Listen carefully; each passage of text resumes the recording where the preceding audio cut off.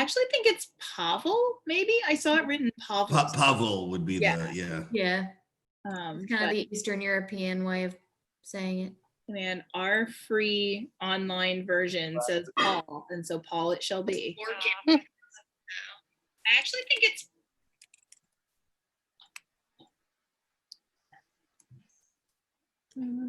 okay. So I am sharing the link now. So the YouTube link is now available on @myentworld on Twitter and My Entertainment World's Facebook page and the My Theater Facebook page and my personal Facebook page. And it's also available in the video or in the Zoom chat. You can get it if you need to share it. So please do share it with everyone you've ever.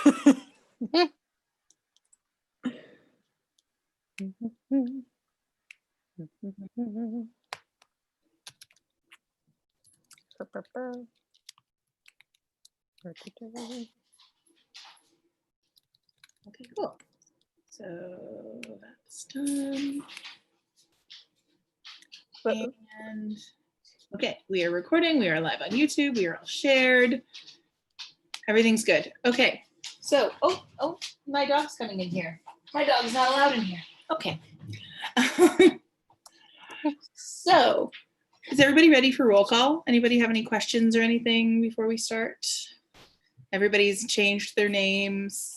Great. Okay, cool. So, our Nicholas Ivanoff is Chris Prentice. Christopher. Hello. Anna is, I'm going to say Anna, not Anna. I feel like Anna's right. Is Elizabeth Morris. Hello. Our Paul Lebediev is Gweldon Gorey. Hello. Sasha is Olivia McCarger. Hello. Matthew Shabelsky is Laura Hubbard. Hello. Zenaida is Laura Ann Harris. Hello. Oh, Saya, help me out. Livoff? Sure, love off. Let's go with that. Okay. Martha Babakina is Gabby Grace. Hey. I said it like an Italian, but it's fine. Michael Borkin is Nicole Falgu. Hello. Avdotia Nazarovna is Marlo K. Shaw. Can you say something so we know your mic's working? Yep. Okay, perfect. Kosik is Nick Campos. Hello, everybody. Hello, my Christine. And last time it was billiards. This time it's cards. Cards is my thing now. So that'll be fun. Do we think it's Kosich or Kosik? I think it's sick. I think it's Kosik. Kosik. It's probably like I think it's but Ick. Yeah. Kosich. Oh, I'm not doing that. So ick it is. George is Mark Crater. He is here. I'll believe you. First guest is Melissa Wright. Also here. Second guest, Fabiana Cabral. Hello. And third guest, Miriam Bachman. hello. Woohoo! Okay, that's everybody. So I'm going to post the cast list in the chat just so if somebody comments, you know who you're talking to. And we are ready to go. Please leave your cameras off if you're not on screen, as well as your mic muted if you're not on screen. Just so that way we can have it all in gallery view so you can have conversations and have the whole scene happening. Okay, so Ivanoff. Act 1. The garden of Ivanoff's country place. On the left is a terrace and the facade of the house. One window is open. Below the terrace is a broad semicircular lawn from which paths lead right and left into a garden. On the right are several garden benches and tables. A lamp is burning on one of the tables. It is evening. As the curtain rises, sounds of the piano and violoncello are heard. Ivanoff is sitting at a table reading. Borkin, in top boots and carrying a gun, comes in from the rear of the garden. He's a little tipsy. As he sees Ivanoff, he comes towards him on tiptoe, and when he comes opposite him, he stops and points the gun at his face.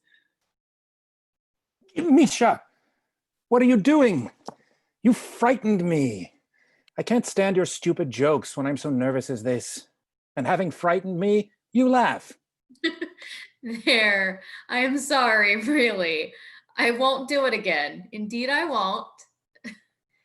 How hot it is. Just think, my dear boy, I have covered 12 miles in the last 3 hours. I'm worn out. Just feel how my heart is beating. Oh, very well. I shall feel it later. No, feel it now. Can you feel it thumping? That means it is weak and that I may die suddenly at any moment. Would you be sorry if I died? I am reading now. I shall attend to you later. No, seriously, would you be sorry if I died? Nicholas, would you be sorry if I died? Leave me alone. Come, tell me if you would be sorry or not. I am sorry that you smell so of vodka. Misha, it is disgusting. Do I smell of vodka? How strange. And yet it is not so strange after all. I met the magistrate on the road, and I must admit that we did drink about 8 glasses together. Strictly speaking, of course, drinking is very harmful. Listen, it is harmful, isn't it? Is it? Is it? This is unendurable. Let me warn you, Misha, that you're going too far. Well, excuse me. Sit here by yourself then, for heaven's sake, if it amuses you. What extraordinary people one meets in the world. They won't even allow themselves to be spoken to. Oh, yes, I nearly forgot. Please let me have 82 rubles. Why do you want 82 rubles? To pay the workmen tomorrow. I haven't the money. Many thanks. So you haven't the money, and yet the workmen must be paid, mustn't they? I don't know. Wait till my salary comes in at the first of the month. How is it possible to discuss anything with a man like you? Can't you understand that the workmen are coming tomorrow morning and not on the first of the month? How can I help it? I will be hanged if I can do anything about it now. And what do you mean by irritating me this way? You have a pestering me whenever I'm trying to read or write or do... Must the workmen be paid or not? I ask you. But good gracious, what is the use of talking to you? Do you think because you own an estate, you command the whole world? With your 2,000 acres and your empty pockets, you are like a man who has a cellar full of wine and no corkscrew? I have sold the oats as they stand in the field. Yes, sir. And tomorrow I shall sell the rye and the carriage horses.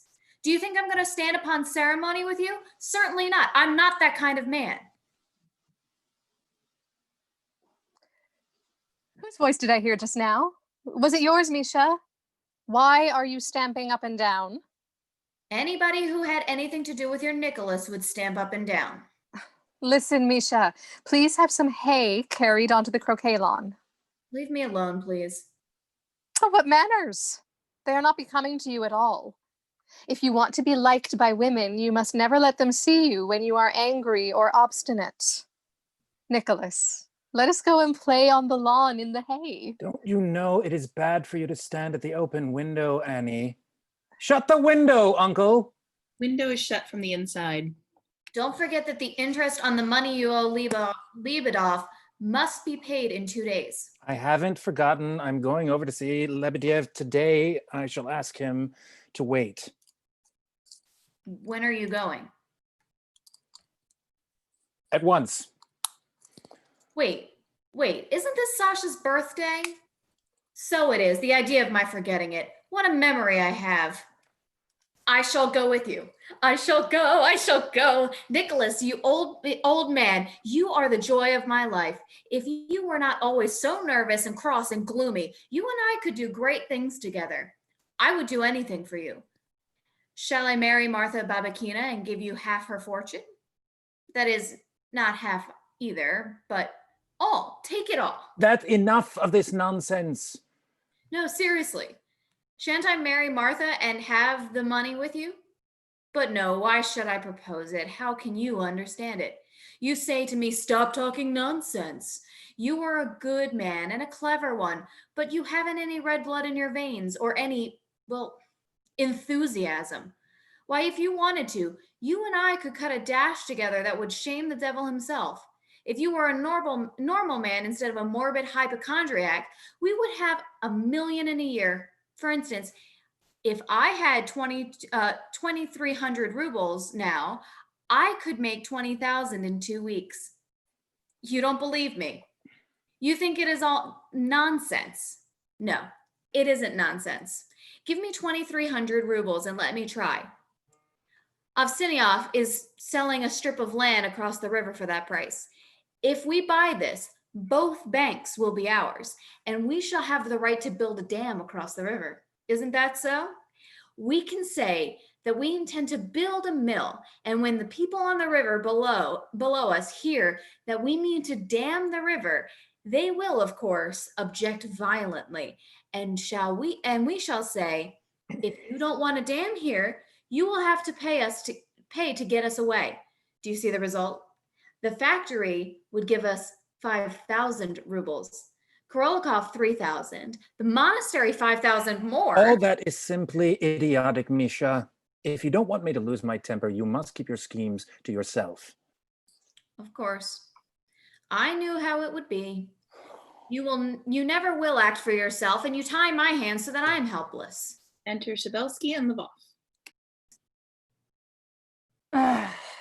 The only difference between lawyers and doctors is that lawyers simply rob you, whereas doctors both rob you and kill you. I am not referring to anyone present. They're all frauds and swindlers. Perhaps in Arcadia you might find an exception to the general rule, and yet I have treated thousands of sick people myself in my life, and I have never met a doctor who did not seem to me to be an unmistakable scoundrel. Yes, you tie my hands and never do anything for yourself, and that is why you have no money. As I said before, I am not referring to anyone here at present. There may be exceptions, though, after all. What have you to tell me, doctor? Exactly what I said this morning. She must go to Crimea at once. To the Crimea? Why don't you and I set up as doctors, Misha? Then if some Madame Ango or Ophelia finds the world tiresome and begins to cough and be consumptive, and all we shall have to do will be to write out a prescription according to the laws of medicine. That is, first we shall order her a young doctor and then journey to the Crimea. There's some fascinating young Tartar. Oh, don't be coarse. It takes money to go to the Crimea, and even if I could afford it, you know she has refused to go. Yes, she has. Look here, doctor. Is Anna really so ill that she absolutely must go to Crimea? Yes, she has consumption. Ugh, how sad. I have seen in her face for some time that she could not last much longer. Can't you speak quietly? She can hear everything you say. The life of a man is like a flower, blooming so gaily in a field. Then along comes a goat, he eats it, and the flower is gone. Oh, nonsense, nonsense. Everything is a fraud and a swindle. Gentlemen, I have been trying to tell Nicholas how he can make some money and have submitted a brilliant plan to him, but my seed, as usual, has fallen on barren soil. Look what a sight he is now, dull, cross, bored, peevish. You are always inventing schemes for everybody, you clever fellow, and telling them how to live. Can you tell me something? Give me good advice, you ingenious young man. Show me a good move to make. I'm going to have a swim. Goodbye, gentlemen. There are at least 20 good moves you could make. If I were you, I should have 20,000 rubles in a week. He goes out. Shabelsky follows him. Well, how would you do it? Come, explain. There is nothing to explain. It is so simple. Nicholas, give me a ruble. Ivanoff silently hands him the money. Thanks. Shabelsky, you still hold some trump cards. Shabelsky follows him out. Well, what are they? If I were you, I should have 30,000 rubles and more in a week. They go out together. Useless people. Useless talk. And the necessity of answering stupid questions have wearied me so, doctor, that I am ill. I've become so irritable and bitter that I don't know myself. My head aches for days at a time. I hear ringing in my ears. I can't sleep. And yet there's no escape from it all. Absolutely none. Ivanov, I have something serious to speak to you about. What is it? It is about your wife. She refuses to go to Crimea alone, but she would go with you. It would cost a great deal for us both to go. And besides, I could not get leave to be away for so long. I've already had one holiday already this year. Very well, let us admit that. Now, to proceed, the best cure for consumption is absolute peace of mind, and your wife has none whatever. She is forever excited by your behavior to her. Forgive me, I am excited and going to speak freely. Frankly, your treatment of her is killing her. Ivanov, let me believe better things of you. What you say is true. True. I must be terribly guilty, but my mind is confused. My will seems to be paralyzed by a kind of stupor. I can't understand myself or anyone else. Come, let us take a walk. We might be overheard here. My dear friend, you should hear the whole story from the beginning if it were not so long and complicated that to tell it would take all night. Anna is a splendid, an exceptional woman. She's left her faith, her parents, and her fortune for my sake. If I should demand 100 other sacrifices, she would consent to every one without a quiver of an eyelid. Well, I am not a remarkable man in any way, and have sacrificed nothing. However, the story is a long one. In short, the point is, my dear doctor, that I married her for love and promised to love her forever. And now, after 5 years, she loves me still, and I... Now, when you tell me she is dying, I feel neither pity nor love, only a sort of loneliness and weariness. To all appearances, this must seem horrible, and I cannot understand myself what is happening to me. They go out. Shabelsky comes in.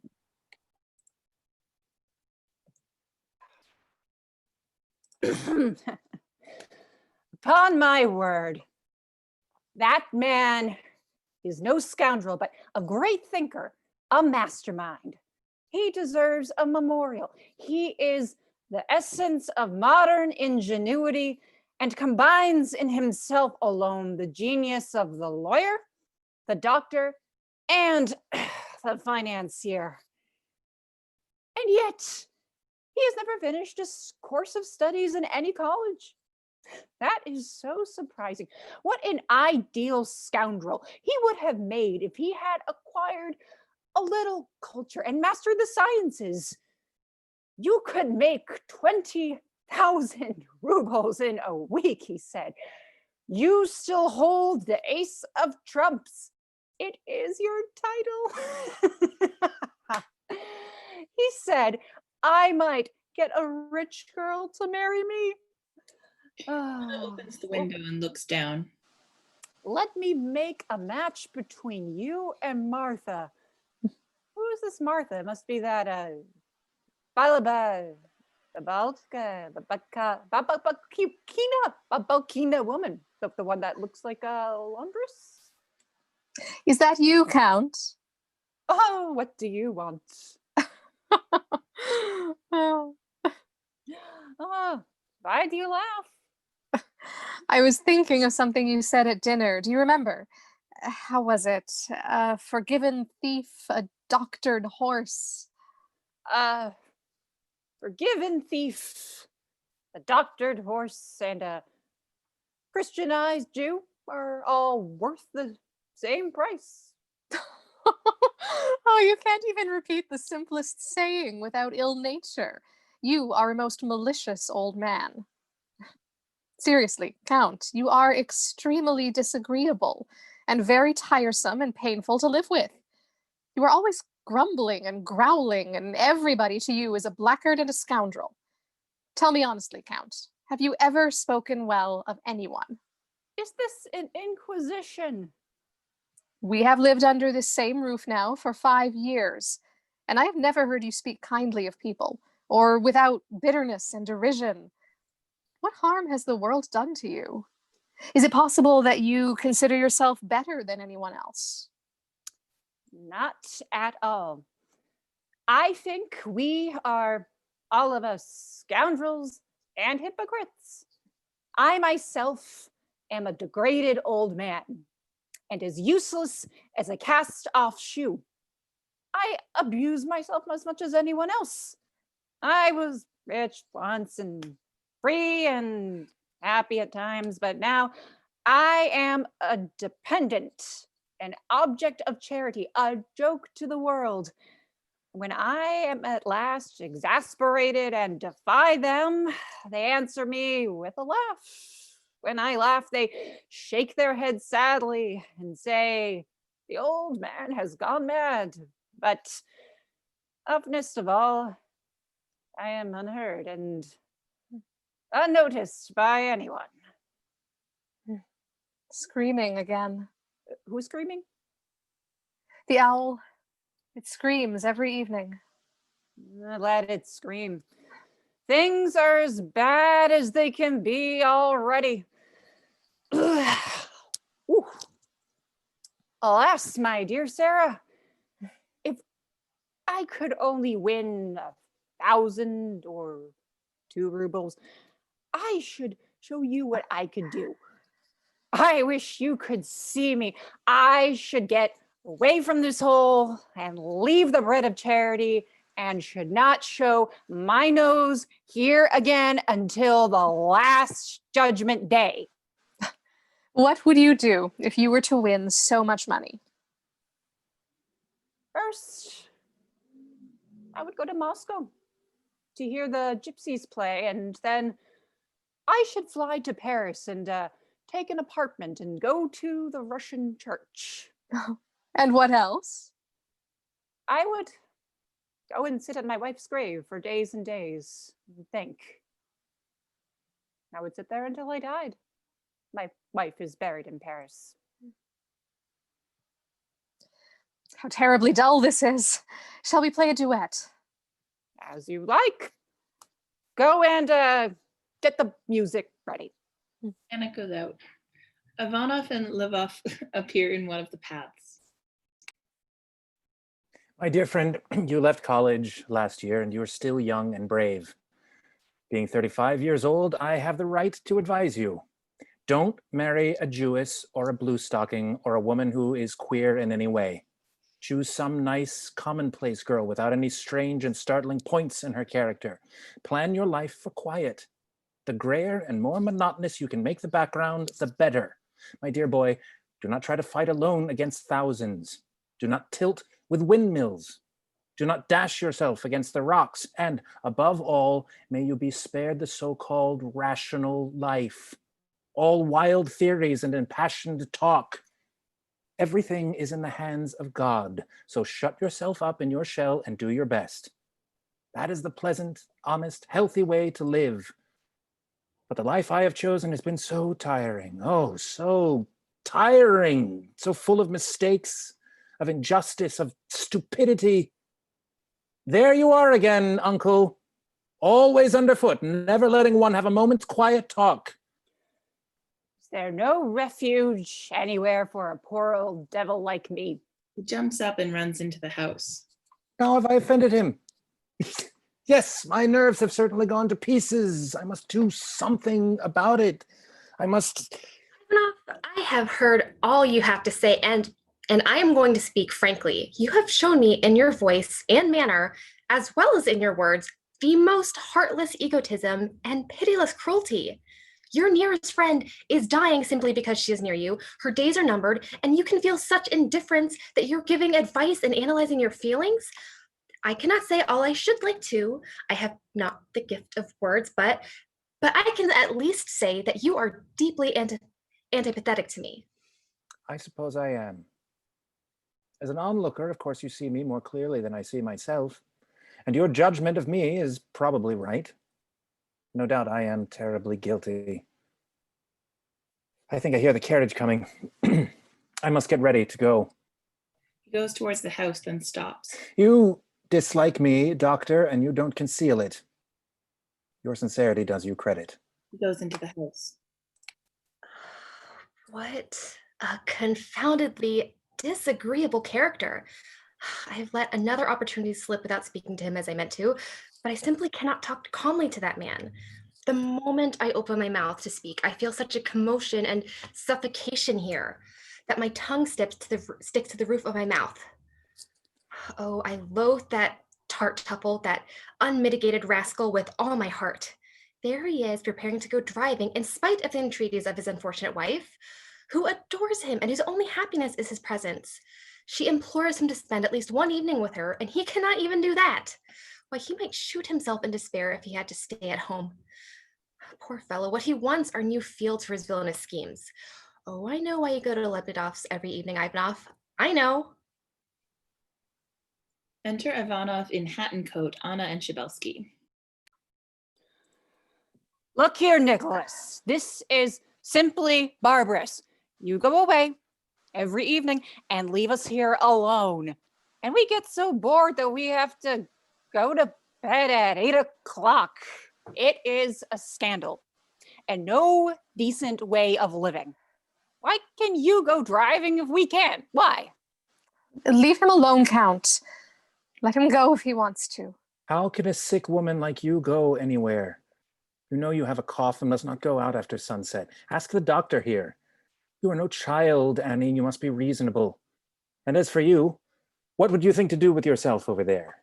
I am ready to go anywhere, into the jaws of a crocodile, or even into the jaws of hell, so long as I don't have to stay here.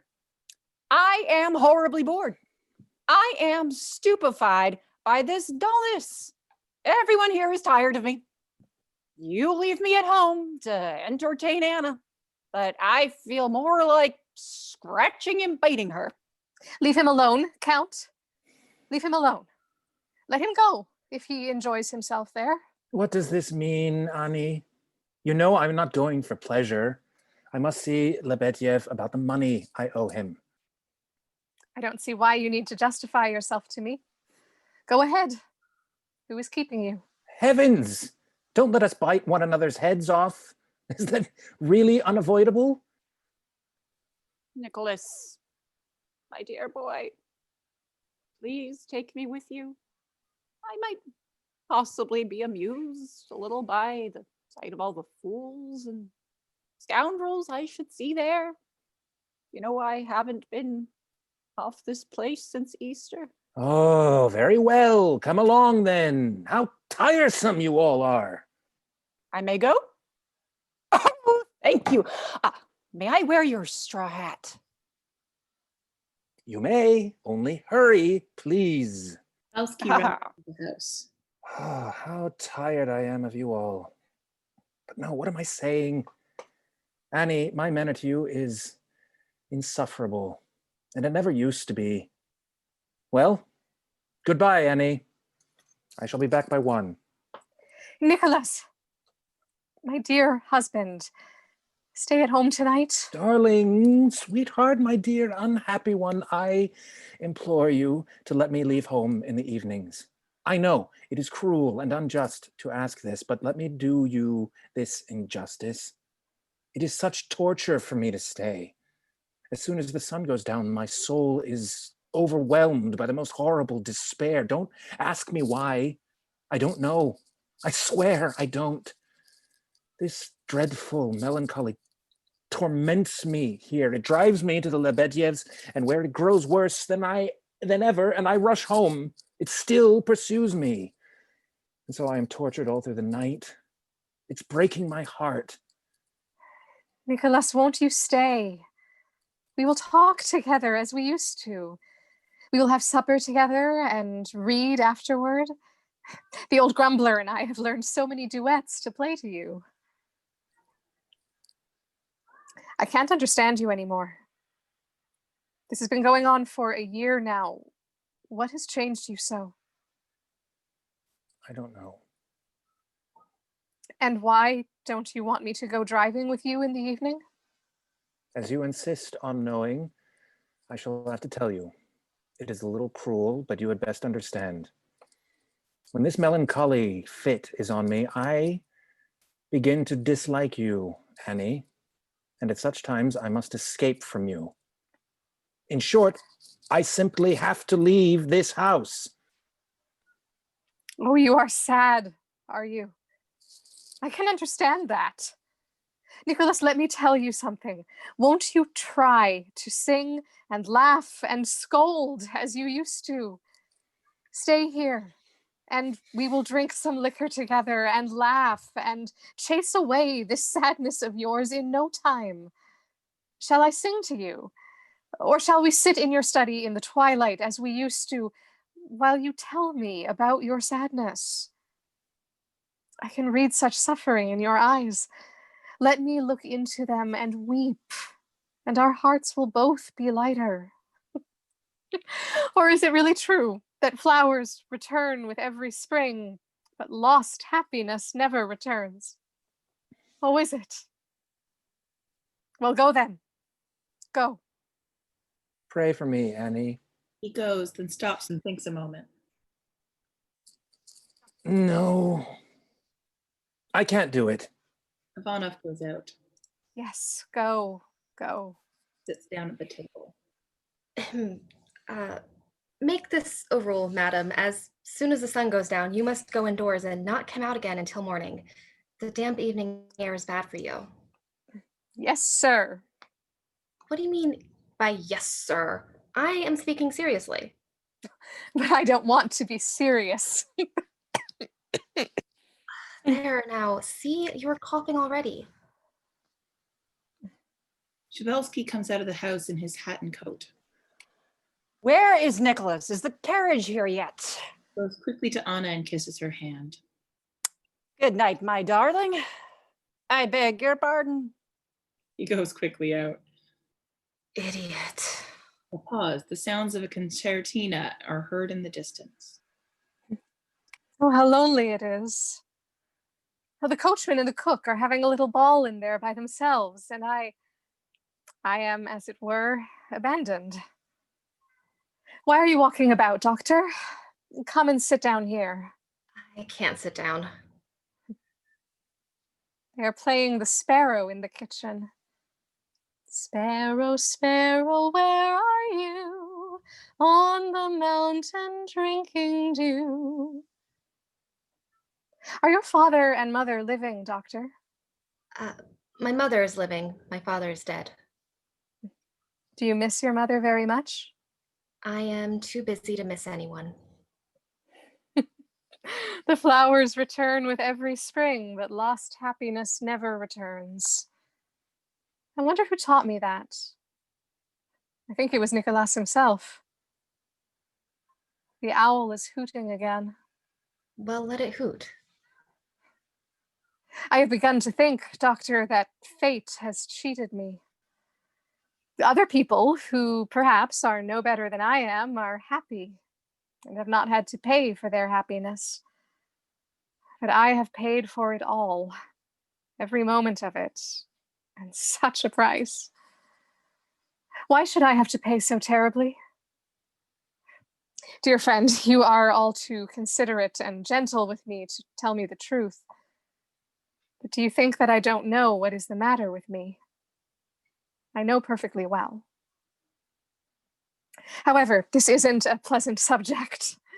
I beg your pardon. Can you tell funny stories?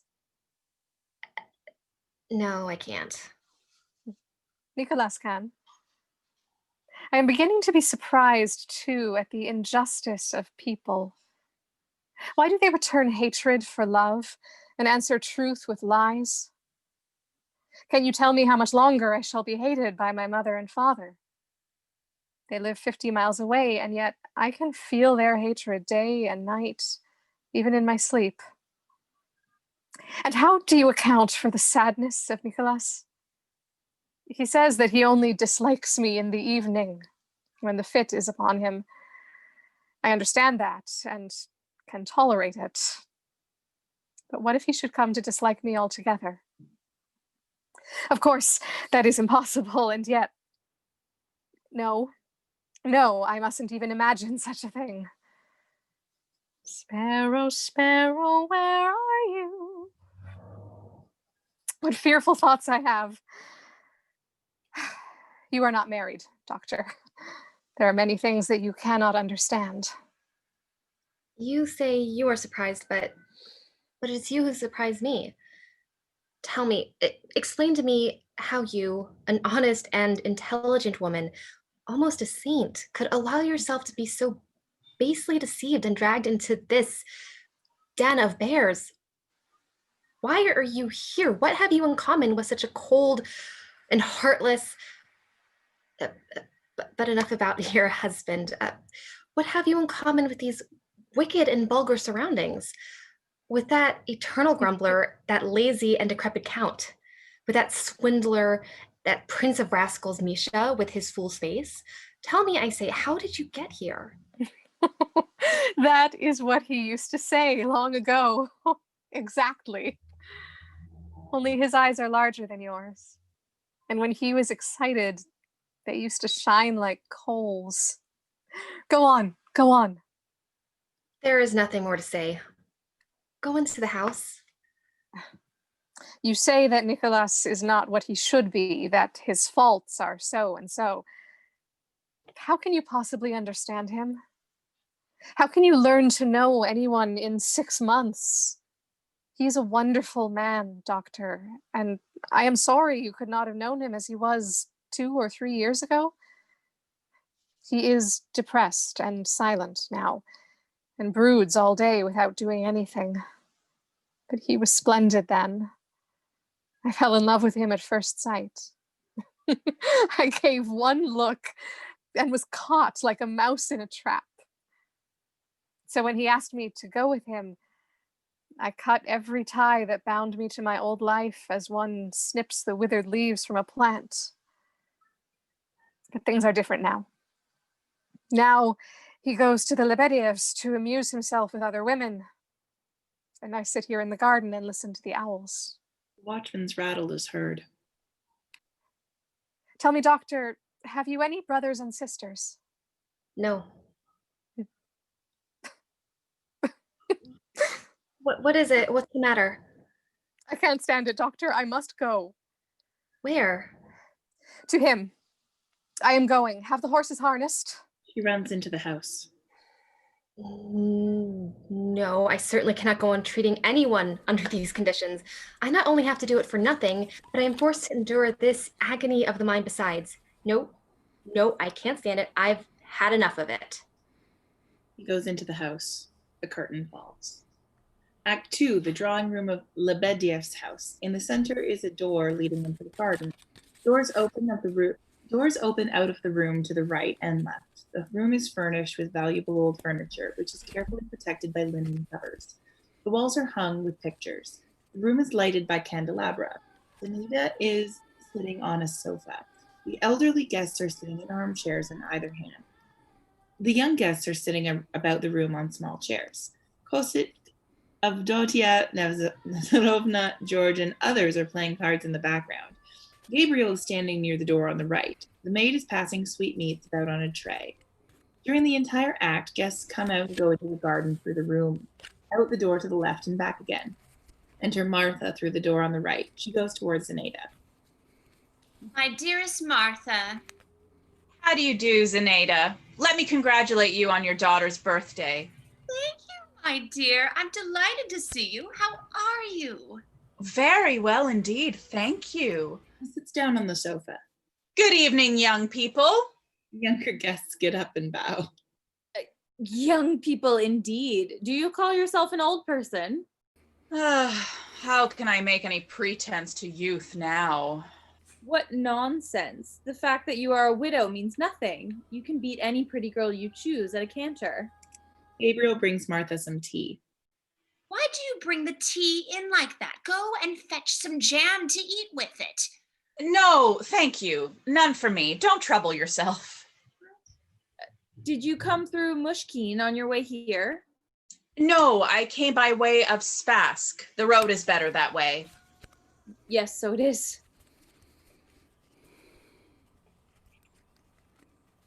Two in spades. Pass. Pass. Pass. The price of lottery tickets has gone up again, my dear. I have never known such a state of affairs. The first issue is already worth 270 and the second nearly 250. This has never happened before. How fortunate for those who have great many tickets. Oh, don't say that, dear. Even when the price of tickets is high, it does not pay to put one's capital into them. Quite true. And yet, my dear, one never can tell what may happen. Providence is sometimes kind. My impression is, ladies, that at present capital is exceedingly unproductive. Shares pay very small dividends and speculating is exceedingly dangerous.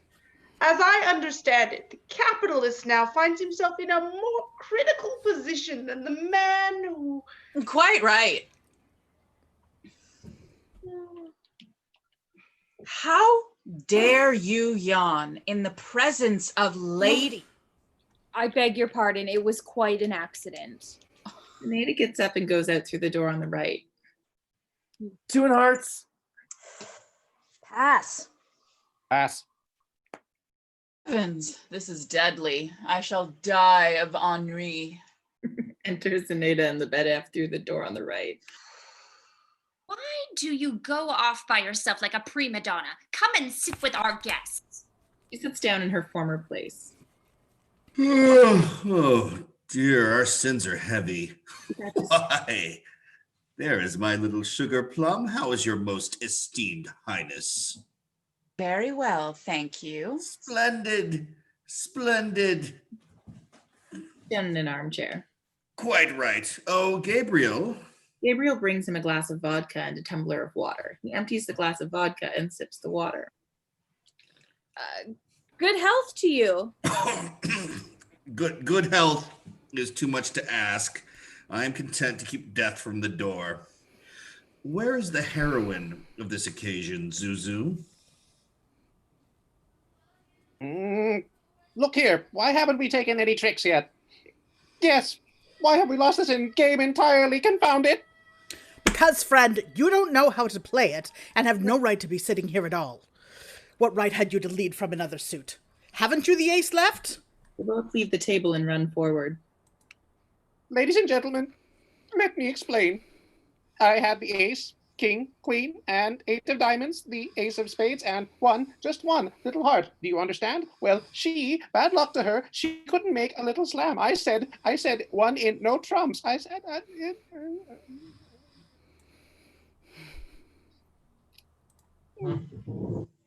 No, I said no one in trumps. You said 2 in no trumps. This is unbearable. Allow me. You had, I had, you had, but you shall decide it.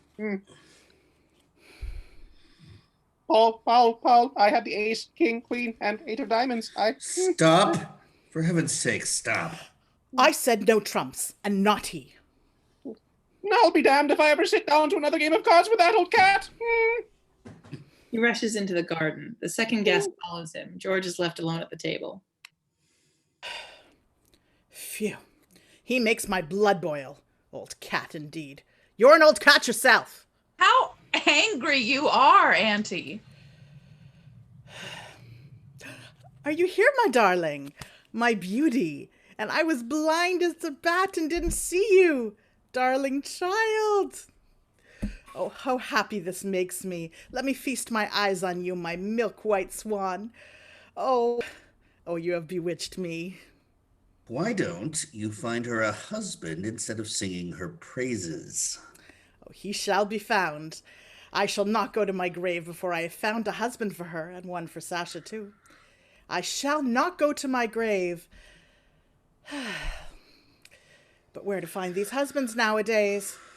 There sit some possible bridegrooms now, huddled together like a lot of half-drowned rats.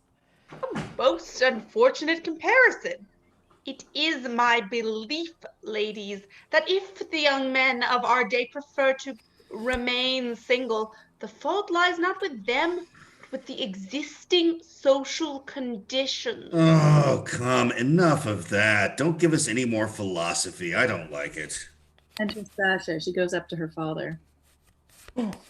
How can you endure the stuffy air of this room when the weather is so beautiful? My dear Sasha, don't you see that Martha is here? I beg your pardon? Goes up to Martha and shakes hands. Yes, here I am, my dear little Sasha, and proud to congratulate you. They kiss each other. Many happy returns of the day, dear. Thank you. Goes and sits down by her father. As you were saying, Avdotia Nazarovna, husbands are hard to find. I don't want to be rude, but I must say that the young men of the present are dull and poky lot, poor fellows. They can't dance, talk, or drink as they should do. Oh, as far as drinking goes, they are all experts. Just give them... Simply to drink is no art. A horse can drink. No, it must be done the right way. In my young days, we used to sit and cudgel our brains all day over our lessons, but as soon as evening came, we would fly off on some spree and keep it up till dawn. Oh, how we used to dance and flirt and drink too. Or sometimes we would sit and chatter and discuss everything under the sun until we almost wagged our tongues off. But now, boys are a puzzle to me. They are not willing either to give a candle to God or a pitchfork to the devil. There's only one young fellow in the country who's worth a penny, and he's married. They say, too, that he is going crazy. Who is he? Nicholas Ivanoff. Yes, he is a fine fellow, only he is very unhappy. How could he be otherwise, poor boy? He made such a bad mistake. When he married that Jewess of his, he thought, of course, that her parents would give away whole mountains of gold with her. But on the contrary, on the day she became a Christian, they disowned her. And Ivanoff has never seen a penny of the money. He has repented of his folly now, but it is too late. Mother, that is not true. How can you say it is not true, Sasha, when we all know it to be a fact? Why did he have to marry a Jewess? He must have had some reason for doing it. Are Russian girls so scarce? No, he made a mistake, poor fellow, a sad mistake. And what on earth can he do with her now? Where could she go if he were to come home someday and say, your parents have deceived me, leave my house at once? Her parents wouldn't take her back. She might find a place as a housemaid if she had ever learned to work, which she hasn't. He worries and worries her now, but the Count interferes. If it had not been for the Count, he would have worried her to death long ago. They say he shuts her up in the cellar and stuffs her with garlic, and she eats and eats until her very soul reeks of it. But, Father, you know this isn't true. Oh, what if it isn't, Sasha? Let them spin yarns if it amuses them. Gabriel! Gabriel brings him another glass of vodka and a glass of water. His misfortunes have almost ruined him, poor man. His affairs are in frightful condition. If Borkin did not take such a good charge of his estate, he and his Jewess would soon be starving to death. And what anxiety he has caused us. Heaven only knows how we have suffered. Do you realize, my dear, that for 3 years he has owed us 9,000 rubles? 9,000? Yes, yes. That is the sum that my dear Paolo has undertaken to lend him. He never knows to whom it is safe to lend money and whom it is not. Don't worry about the principal, but he ought to pay the interest of his debt. Mama, you have already discussed this subject at least 10,000 times. What difference does it make to you? Why Why should you interfere? What is this mania you all have for gossiping about a man who has never done any of you any harm? Tell me, what harm has he done you? Let me say 2 words, Miss Sasha. I esteem Ivanoff, and I have always found him an honorable man, but between ourselves, I also consider him an adventurer. I congratulate you on your opinion. In proof of its truth, permit me to present to you the following facts as they were communicated to me by his secretary, or shall I say, rather, by his factotum, Borkin. 2 years ago, at the time of the cattle plague, he bought some cattle and had them insured. Yes, I remember hearing that. He had them insured, as you understand, and then inoculated them with the disease and claimed the insurance. Oh, what nonsense, nonsense, nonsense. No one bought or inoculated any cattle. The story was invented by Borkin, who then went about boasting of his clever plan. Ivanoff would not forgive Borkin for 2 weeks after he heard of it. He is only guilty of a weak character and too great faith in humanity. He can't make up his mind to get rid of that Borkin, and so all his possessions have been tricked and stolen from him. Everyone who has had anything to do with Ivanoff has taken advantage of his generosity to grow rich. Sasha, you little firebrand, that will do. Why do you all talk like this? The eternal subject of Ivanoff, and always Ivanoff has grown insufferable, and yet you never speak of anything else. Goes towards the door, then stops and comes back. I am surprised. The young men. And utterly astonished at your patience, young men. How can you sit there like that? Aren't you bored? Why, the very air is as dull as ditch water. Do, for heaven's sake, say something. Try to amuse the girls a little. Move about. Or if you can't talk of anything except Ivanoff, you might laugh or sing or dance. That's right, Sasha. Give them a good scolding. Look here. Will you do me a favor? If you refuse to dance or sing or laugh, if all that is tedious, then let me beg you, implore you, to summon all your powers, if only for this once, and make one witty or clever remark. Let it be as impertinent and malicious as you like, so long as it is funny and original. Won't you perform this miracle just once, to surprise us and make us laugh? Or else you might think of some little thing which you could all do together, something to make you stir about. Let the girls admire you for once in their lives. Listen to me. I suppose you want them to like you? Then why don't you try to make them do it? Oh dear, there is something wrong with you all. You are a lot of sleepy stick-in-the-muds.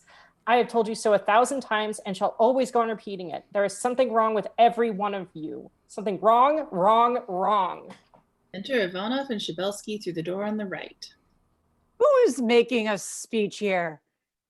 Is it you, Sasha? Many happy returns of the day, my dear child. May you live as long as possible in this life, but never be born again. My dear Count. Who can this be? Not you, Count. Oh, 2 gold mines side by side. What a pleasant picture this makes. Shake hands with Zenaida. Oh, good evening, Zuzu. Good evening, Bertie. I am charmed to see you, Count. You are a rare visitor here now. Gabrielle, bring some tea. Please sit down. She gets up and goes to the door and back. Evidently much preoccupied, Sasha sits down in her former place. Ivanoff silently shakes hands with everyone. Oh, what miracle has brought you here? You've given us a great surprise. Why, Count, you're a rascal, and you haven't been treating us right at all. Leads him forward by the hand. Tell me, why don't you ever come to see us now? Are you offended? How can I get here to see you? Astride a broomstick? I have no horses of my own, and Nicholas won't take me with him when he goes out. He says I must stay at home. To amuse Sarah, send your horses for me, and I shall come with pleasure. Oh, it's easy to say that, but Zuzu would rather have a fit than lend the horses to anyone. My dear, dear old friend, you are more to me than anyone I know. You and I are survivors of those good old days that are gone forever. And you alone bring back to my mind the love and longings of my lost youth. Of course, I'm only joking, and yet, you know, I'm almost in tears. Stop. You smell like the air of a wine cellar. Dear friend, you cannot imagine how lonely I am without my old companions. I could hang myself.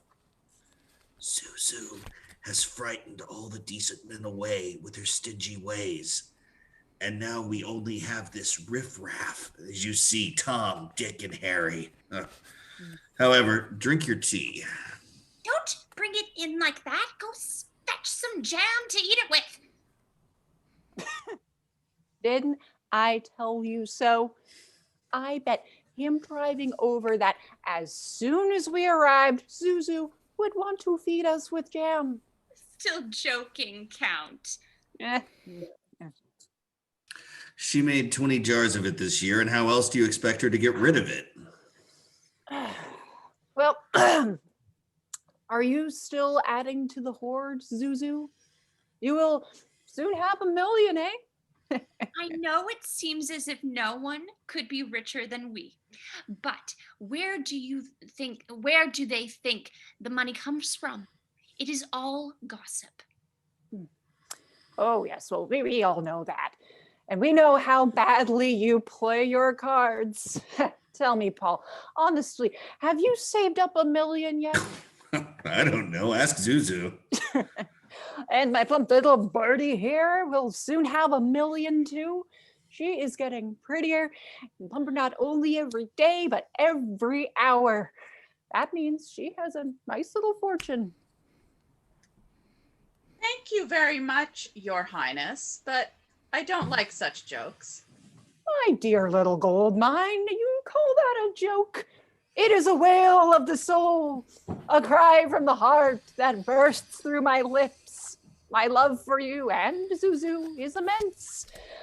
Oh, rapture, oh, bliss, I cannot look at you two without a madly beating heart.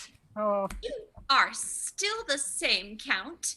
Put out the candles, please, Georgia. George gives a start. He puts out the candles and sits down again. How is your wife, Nicholas? She is very ill. The doctor said today that she certainly had consumption. Oh, really? How sad. And we are all so fond of her. What trash you all talk. That story was invented by that sham doctor and is nothing but a trick of his. He wants to masquerade as an Asclepius, and so he has started this consumption theory. Fortunately, her husband isn't jealous. Ivanoff makes an impatient gesture. As for Sarah, I wouldn't trust a word or an action of hers. I have made a point all of my life of mistrusting all doctors, lawyers, and women. They are scammers and deceivers. You are an extraordinary person, Matthew. You have mounted this misanthropic hobby of yours, and you ride it through thick and thin like a lunatic. You are a man like any other, and yet, from the way you talk, one would imagine that you had the pip or a cold in the head. Would you have me go about kissing every rascal and scoundrel I meet? Where do you find all these rascals and scoundrels? Of course, I am not talking of anyone here present. Nevertheless. There you are again with your nevertheless. Oh, this is simply a fancy of yours. A fancy! It is lucky for you that you have no knowledge of the world. My knowledge of the world is this. I must sit here prepared at any moment to have death come knocking at the door. That is my knowledge of the world. At our age, brother, you and I can't afford to worry about knowledge of the world. So then, Gabriel! You haven't had quite enough already. Look at your nose. No matter, old boy. I'm not going to be married today. Dr. Ivanoff has not been here for a long time. He seems to have forgotten us. That That man is man. that man is one of my aversions. I can't stand his icy sense of humor. He can't ask for a glass of water or smoke or a cigarette without making a display of his remarkable honesty, walking and talking, and is written on his brow. I am an honest man. He is a great bore. He is a narrow-minded and conceited medico. He shrieks like a parrot at every step. Make way for honest endeavor, and thinks himself another Saint Francis. Everybody is a rascal who doesn't make as much noise as he does. As for his penetration, it is simply remarkable. If a peasant is well off and lives decently, he sees at once that he must be a thief and a scoundrel. If I wear a velvet coat and am dressed by my valet, I am a rascal, and the valet is my slave. There is no place in the world for a man like him. I'm actually afraid of him. Yes, indeed. He is likely out of a sense of duty to insult a man at any moment and to call him knave. I am dreadfully tired of him, but I can't help liking him too. He's so sincere. Oh, yes, his sincerity is beautiful. He came up to me yesterday evening and remarked, absolutely apropos of nothing, Count, I have a deep aversion to you. It isn't as if he said such things simply, but they are extremely pointed. His voice trembles, his eyes flash, his veins swell. Ah, confound his infernal honesty. Supposing I am disgusting and odious to him, what is more natural? I know that I am, but I don't like to be told so to my face. I'm a worthless old man, but he might have the decency to respect my gray hairs. Oh, what stupid, heartless honesty. Oh, come. You have been young yourself and should make allowances for him. Yes, I've been young and reckless. I've played the fool in my day and have seen plenty of knaves and scamps, but I have never called a thief to his face and talked of ropes in the house of a man who had been hung. I know how to behave, but this idiotic doctor of yours would think himself in the seventh heaven of happiness if fate would allow him to pull my nose in public in the name of morality and human ideals. Young men are all stubborn and restive. I had an uncle once who thought himself a philosopher. He would fill his house with guests, and after he had had a drink, he would get up on a chair like this and begin, "You ignoramuses, you powers of darkness, this is the dawn of a new life," and so on, and so on. He would preach and preach. And the guests? They would sit and listen and go on drinking. Once, though, I challenged him to a duel, challenged my own uncle. It came out of a discussion about Sir Francis Bacon. I was sitting, I remember where Matthew is, and my uncle and the great Gerasim Nilich were sitting over here, about where Nicholas is now. Well, Gerasim Nilich propounded this question. Enter Borkin. He is dressed like a dandy and carries a parcel under his arm.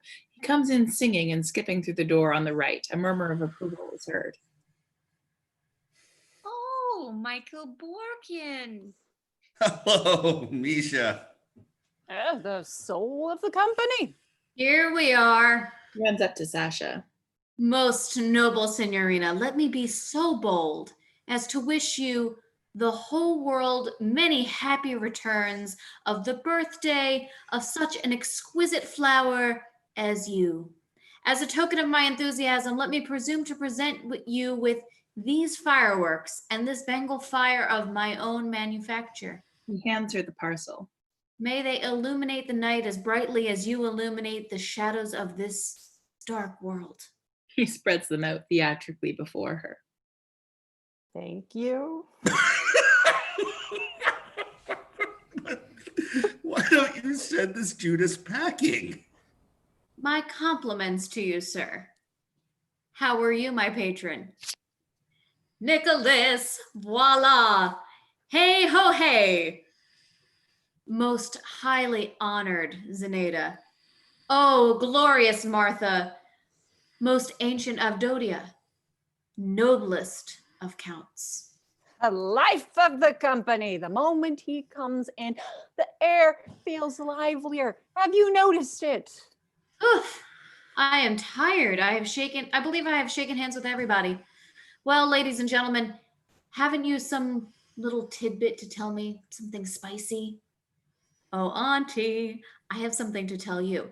As I was on my way here, some tea, please, Gabriel, but without jam. As I was on my way here, I saw some peasants down on the riverbank pulling the bark off the trees. Why don't you lease that meadow? Why don't you send that Judas away?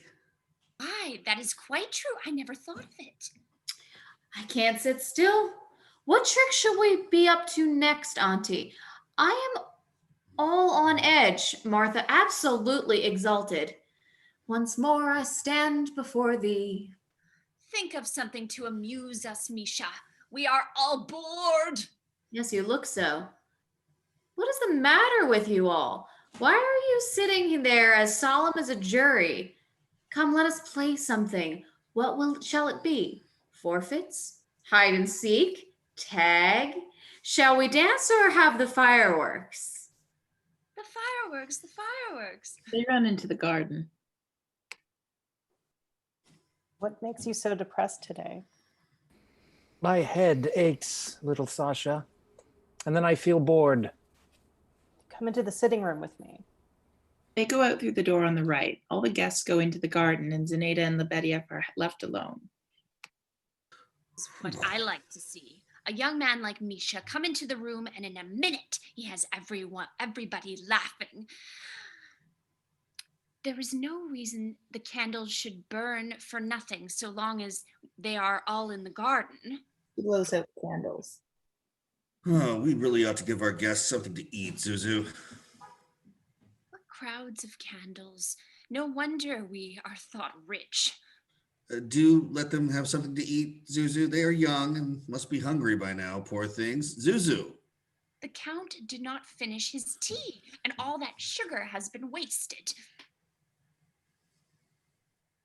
Bah. Go out into the garden. Enter Ivanoff and Sasha through the door on the right.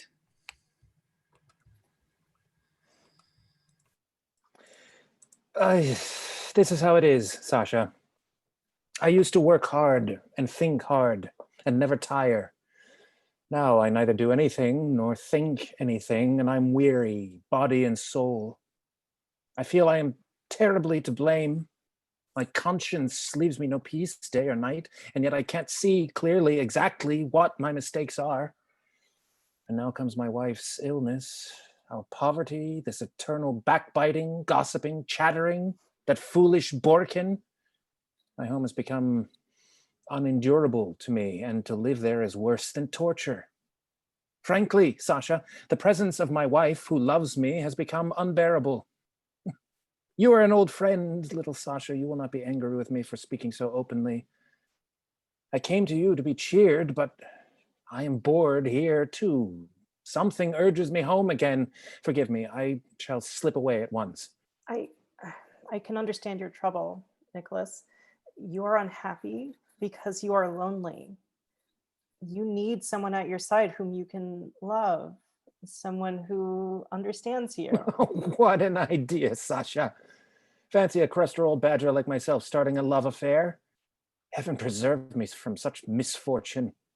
No, my little sage, this is not a case for romance. The fact is, I can endure all I have to suffer. Sadness, sickness of mind, ruin, the loss of my wife and my lonely, broken old age, but I cannot, I will not endure the contempt I have for myself. I am nearly killed by my shame when I think that a strong, healthy man like myself has become, oh, heaven knows what. By no means a Manfred or a Hamlet.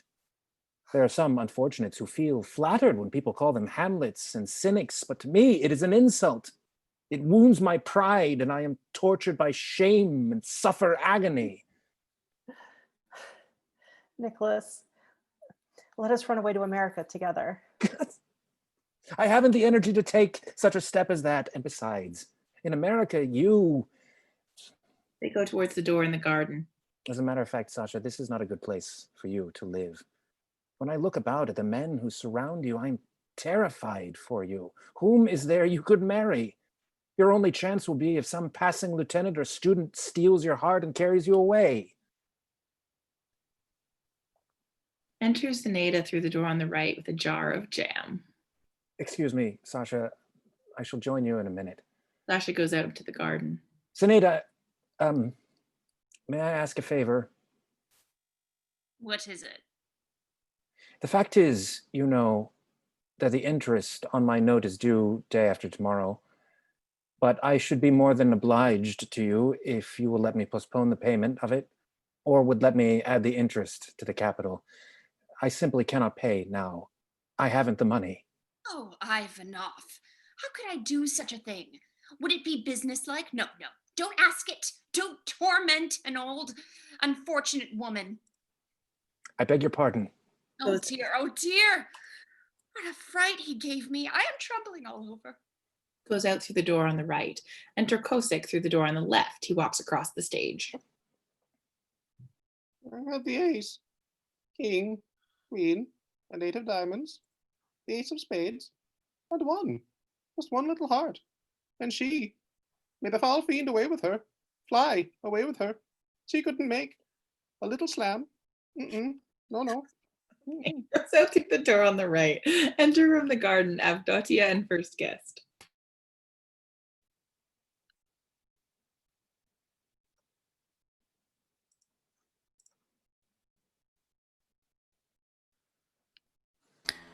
Oh, how I should like to get my claws into her, the miserable old miser. How I should like it. Does she think it's a joke to leave us sitting here since 5 o'clock without even offering us a crust to eat? What a house! What management!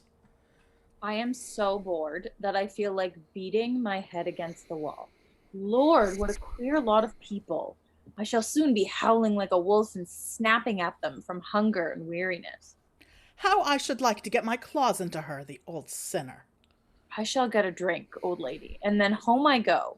I won't have anything to do with these bells of yours. How the devil can a man think of love who hasn't had a drop to drink since dinner? Come on, we'll go and find something. Shh, softly. I think the brandy is in the sideboard in the dining room. We'll find George. Shh. They go out through the door on the left. Enter Anna and the buff through the door on the right. No, they will be glad to see us. Is no one here? They must be in the garden. I should like to know why you have brought me into this den of wolves. There's no place for you and me. Honorable people should not be subjected to such influences as these. Listen to me, Mr. Honorable Man.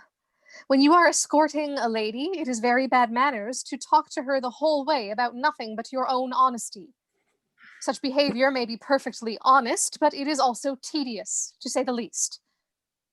Never tell a woman how good you are. Let her find it out herself. My Nicholas used only to sing and tell stories when he was as young as you are, and yet every woman knew at once what kind of man he was. Don't talk to me about your Nicholas. I know all about him. You are a very worthy man, but you don't know anything at all. Come into the garden. He never said, I am an honest man. These surroundings are too narrow for me. He never spoke of wolves' dens, called people bears or vultures. He left the animal kingdom alone.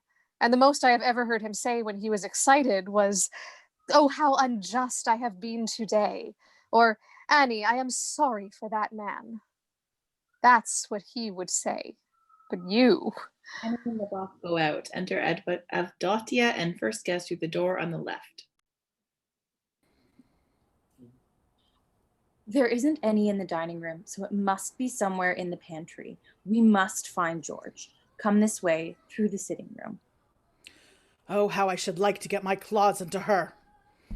They go out through the door on the right. Martha and Borkin run in laughing from the garden. Shabelsky comes mincing behind them, laughing and rubbing his hands. I am so bored. This is deadly.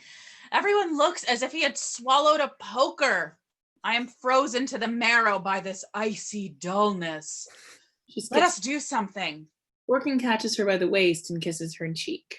Oh, I'll be hanged. Really, you know. Let go. Let go, you wretch. What will the Count think? Stop, I say.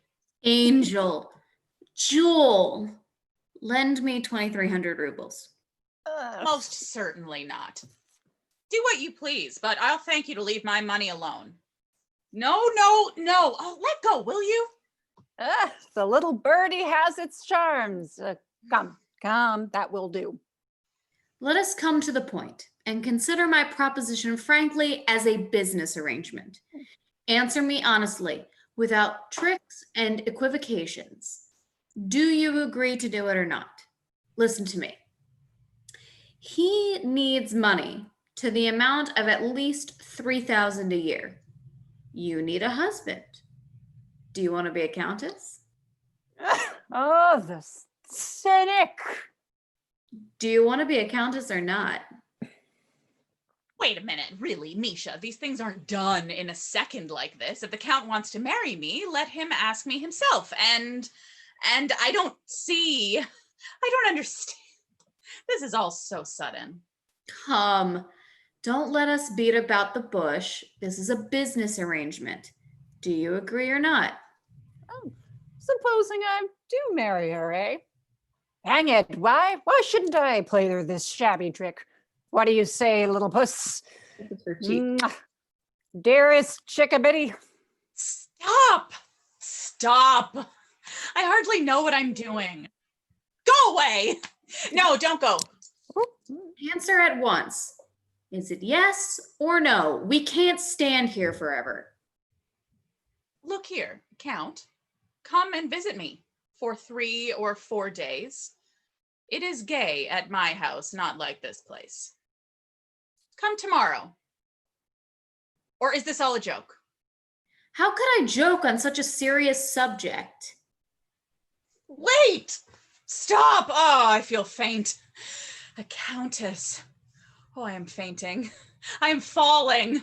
Borkin and Shabelsky laugh and catch her by the arm. They kiss her cheeks and lead her out through the door on the right.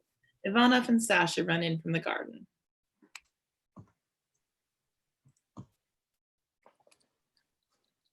It can't be true. Don't, Sasha, don't. Oh, I implore you not to. I love you badly. Without you, my life can have no meaning, no happiness, no hope. Why? Why do you say that? What do you mean? Little Sasha, don't say it. You were the only joy of my childhood. I loved you, body and soul, then as myself. But now, oh, I love you, Nicholas. Take me with you to the ends of the earth, wherever you wish. But for heaven's sake, let us go at once, or I shall die. What is this? Is it the beginning for me of a new life? Is it, Sasha? Oh, my happiness, my joy, my freshness, my youth. Enter Anna from the garden. She sees her husband and Sasha and stops as if petrified. Oh, then I shall live once more and work. Ivanoff and Sasha kiss each other. After the kiss, they look around and see Anna. Sarah. The curtain falls.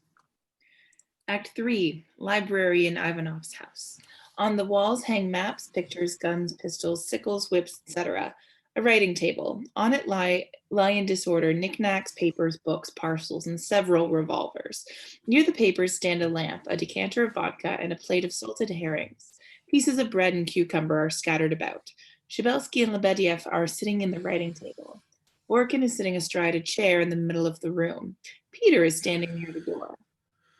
The policy of France is clear and definite. The French know what they want. It is to skin those German sausages. But the Germans must sing another song. France is not the only thorn in their flesh. Nonsense. In my opinion, the Germans are cowards, and the French are the same. They are showing their teeth at one another, but you take my word for it. They will not do more than that. They'll never fight. Why should they fight? Why all these congresses, this arming and expense? Do you know what I would do in their place? I would catch all the dogs in the kingdom and inoculate them with Pasteur's serum. Then I would let them loose in the enemy's country, and the enemies would all go mad in a month. Oh, his head is small, but great ideas are hidden away in it like fish in the sea. He is a genius. Heaven help you, Misha. You are a funny chap. But how is this, gentlemen? Here we are talking Germany, and never a word about vodka. Repetitur. Here's to you all. Oh, this herring is the best of all relishes. No. These cucumbers are better. Every wise man since the creation of the world has been trying to invent something better than a salted cucumber, and not one has succeeded. Peter, go and fetch some more cucumbers. And Peter, tell the cook to make the poor little onion pasties and see if we can get them hot. Caviar is good with vodka, but it must be prepared with skill. Take a 1/4 pound of pressed caviar, 2 little onions, a little olive oil, mix them together. Put a slice of lemon on top. So, Lord, the very perfume would drive you crazy. Roast snipe are good too, but they must be cooked right. They should first be cleaned, then sprinkled with breadcrumbs and roasted until they will crackle between the teeth. Crunch, crunch. We had something good at Martha's yesterday. White mushrooms. Oh, you don't say so. And they were especially well prepared too, with onions and bay leaves and spices, And when the dish was opened, the odor that floated out was simply intoxicating. What do you say, gentlemen? Repetitur. Oh, good health to you. I must be going. I can't wait for Nicholas. So, you say Martha gave you mushrooms? We haven't seen one at home. Will you please tell me, Count, what plot you were hatching that takes you to Martha's so often? Oh, he wants me to marry her. Wants you to marry her? How old are you? 62? Really? You are just the age to marry, aren't you? And Martha is just suited to you. This is not a question of Martha, but of Martha's money. Aren't you moonstruck, and don't you want the moon too? Well, Borkin here is quite in earnest about it. The clever fellow is sure I shall obey orders and marry Martha. What do you mean? Aren't you sure yourself? Are you mad? I was never sure of anything. Many thanks. I'm much obliged to you for the information. So you are trying to fool me, are you? First you say you will marry Martha, then you say you won't. The devil only knows what you really mean, but I have given her my word of honor that you will. So you have changed your mind, have you? He is actually in earnest. What an extraordinary man. If that is how you feel about it, why have you turned an honest woman's head? Her heart is set on your title, and she can neither eat nor sleep thinking of it. How can you make a jest of such things? Do you think such behavior is honorable? Well, why not play her this shabby trick after all, eh? Just out of spite. I shall certainly do it. Upon my word, I shall. What a joke it will be. Enter Lvoff. Oh, we bow before you, Aesculapius. Doctor, doctor, save, oh save me. I'm scared to death of dying. Hasn't Ivanoff come home yet? Not yet. I've been waiting for him myself for over an hour. Lvoff walks impatiently up and down. How is Anna today? Very ill. May one go and pay one's respects to her? No, please don't. She is asleep, I believe. She's a lovely, charming woman. The day she fainted at our house on Sasha's birthday, I saw that she had not much longer to live, poor thing. Let me see, why did she faint? When I ran up, she was lying on the floor, ashy white, with Nicholas on his knees beside her and Sasha standing by them in tears. Sasha and I went about almost crazy for a week after that. Tell me, my most honored disciple of science, what scholar discovered that the frequent visits of a young doctor were beneficial to ladies suffering from affections of the chest? It is a remarkable discovery. Remarkable. Would you call such treatment allopathic or homeopathic? Lvoff tries to answer but makes an impatient gesture instead and walks out of the room. What a withering look he gave me. Some fiend must prompt you to say such things. Why did you offend him? Why does he tell such lies? Consumption. No hope. She is dying. It is nonsense. I can't abide him. What makes you think he's lying? I can't bear to think that a living person could die like that, suddenly, without any reason at all. Don't let us talk about it. Kosik runs in panting. Is Ivanov at home? How do you do? Stands quickly all around. Is he at home?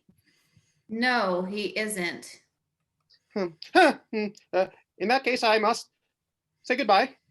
I must be going business. You know, I'm absolutely exhausted, run off my feet. Where did you blow in from? From Barbanoff's. He and I have been playing cards all night. We have only just stopped. I have been absolutely fleeced. That Barbanoff is a demon at cards. Just listen to this. I had a heart, and he led a diamond, and I led a heart, and he led another diamond. Well, he didn't take the trick. We were playing 3 in clubs. I had the ace and queen and the ace and then of spades. Spare me, for heaven's sake, spare me. You understand? I had the ace and queen of clubs, the ace and 10 of spades. Go away. I don't want to listen to you. When suddenly misfortune overtook me. My ace of spades took the first trick. Leave the room, or I shall shoot. What does this mean? Is this the Australian bush, where no one has any interest in common, where there is no public spirit, and each man lives for himself alone? However, I must be off. My time is precious. Shakes hands with Lebedia. Pass. General laughter. Kosik. In the doorway, he runs into Avdotia. Bad luck to you. You nearly knocked me down. Oh, so everywhere at once. He's everywhere at once. So this is where you all are? I have been looking for you all over the house. Good day to you, boys. He shakes hands with everybody. Oh, what brings you here? Business, my son. Business connected with your highness. She commanded me to bow. And to inquire after your health. She told me to say, the little birdie, that if you did not come to see her this evening, she would cry her eyes out. Take him aside, she said, and whisper in his ear. But why should I make a secret of her message? We're not stealing chickens, but arranging an affair of lawful love by mutual consent of both parties. And now, although I never drink, I shall take a drop under these circumstances. So shall I. You must be immortal, you old magpie. You were an old woman when I first knew you 30 years ago. I have lost count of the years. I have buried 3 husbands and would have married a 4th if anyone had wanted a woman without a dowry. I have had 8 children. Well, we have begun a good work. May it come to good end. They will live happily ever after, and we shall enjoy their happiness. Love and good luck to them both. This is strong vodka. The funny thing is, they actually think I'm in earnest. How strange. And yet, Paul, why shouldn't I play her this shabby trick? Just out of spite, to give the devil something to do, right, Paul? You are talking nonsense, Count. You and I must fix our thoughts on dying now. We have left Martha's money far behind us. Our day is over. No, I shall certainly marry her. Upon my word, I shall. Enter Ivanoff and Lvoff. Will you spare me 5 minutes of your time? Hello, Nicholas. He goes to meet Ivanoff. How are you, old friend? I've been waiting an hour for you. How do you do, my son? So, you've turned my library into a bar room again, have you? Yet I have begged you all 1,000 times not to do so. Goes up to the table. There, you see? You've spilt vodka all over my papers and scattered crumbs and cucumbers everywhere. It's disgusting. I beg your pardon, Nicholas. Please forgive me. I have something very important to speak to you about. So have I. May I have a word with you? He wants to speak with me. Wait a minute. Well, what is it? Excuse me, ladies and gentlemen. I would like to speak to him in private. Belsky goes out, followed by Avdotia, Borkin, and Lvoff. Paul, you may drink yourself as much as you choose. It is your weakness. But I must ask you not to make my uncle tipsy. He never used to drink at all. It's bad for him. My dear boy, I didn't know that. I wasn't thinking of him at all. If this old baby should die on my hands, the blame would be mine, not yours. Now, what do you want? The fact is, Nicholas, I really don't know how I can put it to seem less brutal. Nicholas, I'm ashamed of myself. I'm blushing. My tongue sticks to the roof of my mouth.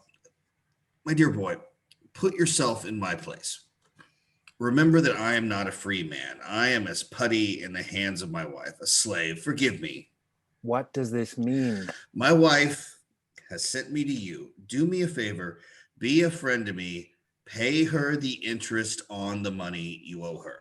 Believe me, she has been tormenting me and going for me tooth and nail. For heaven's sake, free yourself from her clutches. You know, Paul, that I have no money now. I know, but what can I do? She won't wait. If she should sue you for the money, how could Sasha and I ever look you in the face again? I'm ready to sink through the floor with shame, Paul. But where? Where shall I get the money? Tell me, where? There's nothing I can do but to wait until I sell my wheat in the autumn. Ah! She won't wait.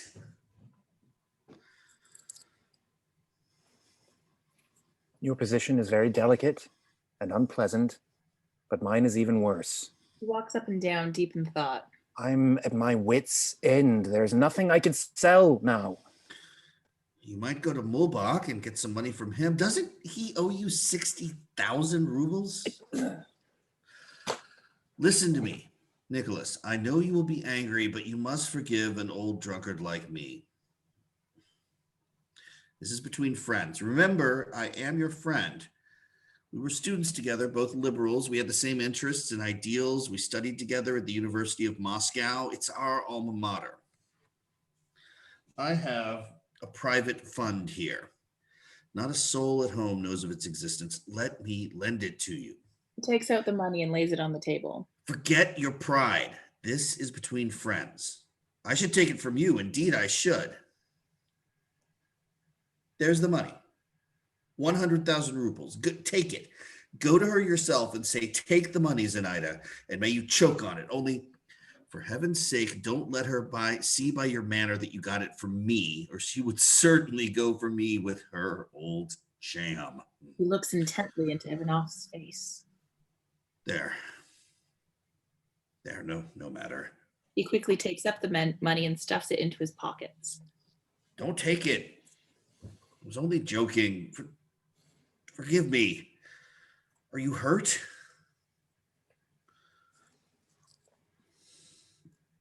Yes, the truth is that this is a time of sorrow and pain for you. A man, brother, is like a samovar. He cannot always stand coolly on the shelf. Hot coals will be dropped on him someday, and then fizz. Well, the comparison is idiotic, but it's the best I can think of. Misfortunes wring the soul, and yet I'm not worried about you, brother. Wheat goes through the mill and comes out as flour, and you will come safely through your troubles, but I am annoyed, Nicholas, and angry with the people around you. The whole countryside is buzzing with gossip. Where does it all start? They say you will be soon arrested for your debts, that you are a bloodthirsty murderer, a monster of cruelty, a robber. All that is nothing to me. My head is aching. Because you think so much. I never think. Come, Nicholas, snap your fingers at the whole thing and drive over to visit us. Sasha loves and understands you. She is a sweet, honest, lovely girl, too good to be the child of her mother and me. Sometimes when I look at her, I cannot believe that such a treasure should belong to a fat old drunkard like me. Go to her. Talk to her and let her cheer you. She is a good, true-hearted girl. Paul, my dear friend, please go and leave me alone. I understand. He glances at his watch. Yes, I understand. He kisses Ivanoff. I must go to the blessing of the school now. He goes as far as the door, then stops. She is so clever.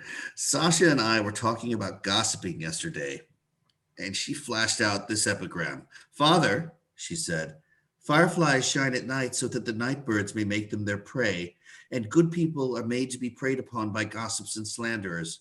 What do you think of that? She's a genius, another George Sand. Paul, what is the matter with me? I have wanted to ask you that myself, but I must confess I was ashamed to. I don't know, old chap. Sometimes I think your troubles have been too heavy for you, and yet I know you are not the kind to give in to them. You will not be overcome by misfortune. It must be something else, Nicholas, but what it may be, I can't imagine. I can't imagine either what the matter is, unless... And yet... No. Well, do you see, this is what I wanted to say. I used to have a workman called Simon. You remember him? Once at threshing time, to show the girls how strong he was, he loaded himself with 2 sacks of rye, and he broke his back. He died soon after. I think I've broken my back too. First, I went to school, then to university. Then came the cares of this estate, all my plans. I did not believe what others did not marry as others did. I worked passionately, risked everything. No one else, as you know, threw their money away to right and left as I did. So I heaped the burdens on my back, and it broke. We're all heroes at 20, ready to attack anything, to do everything. And at 30 are worn out, useless men. How do you account for this weariness? However, I may be quite wrong. Go away, Paul. I am boring you. I know. What's the matter with you, old man? You got out of bed on the wrong side this morning. That is stupid, Paul, and stale. Go away. It is stupid, certainly. I see that myself now. I'm going at once. Lebedev goes out. I am a worthless, miserable, useless man. Only a man equally miserable and suffering as Paul is could love or esteem me now. Good God! How I loathe myself. How bitterly I hate my voice, my hands, my thoughts, these clothes, each step I take. How ridiculous it is, how disgusting. Less than a year ago, I was healthy and strong, full of pride and energy and enthusiasm. I worked with these hands here, and my words could move the dullest man to tears. I could weep with sorrow and grow indignant at the sight of wrong. I could feel the glow of inspiration and understand the beauty and romance of the silent nights which I used to watch through from evening until dawn, sitting at my work table and giving up my soul to dreams. I believed in a bright future then and looked into it as truthfully as a child looks into his mother's eyes. And now, oh, it is terrible. I'm tired and without hope. I spend my days and nights in idleness. I have no control over my feet or brain. My estate is ruined. My woods are falling under the blows of the axe. My neglected land looks up at me as reproachfully as an orphan. I expect nothing, am sorry for nothing. My whole soul trembles at the thought of each new day. And what can I think of my treatment of Sarah? I promised her love and happiness forever. I opened her eyes to the promise of a future such as she had never even dreamed of. She believed me. And though for 5 years I have seen her sinking under the weight of her sacrifices to me and losing her strength and her struggles with her conscience, God knows she has never given me an angry look or uttered one word of reproach. What is the result? That I don't love her. Why? Is it possible? Can it be true? I can't understand. She is suffering. Her days are numbered, yet I fly like a contemptible coward from her white face, her sunken chest, her pleading eyes. Oh, I'm ashamed, ashamed. Sasha, a young girl, is sorry for me in my misery. She confesses to me that she loves me, almost an old man. Whereupon I lose my head, and exalted as if by music, I yell, hurrah, for a new life and new happiness. Next day, I believe in this new life and happiness as little as I believe in my happiness at home. What is the matter with me? What is this pit I am wallowing in? What is the cause of this weakness? Why does this nervousness, what does this nervousness come from? If my sick wife wounds my pride, if a servant makes a mistake, if my gun misses fire, I lose my temper and get violent and altogether unlike myself.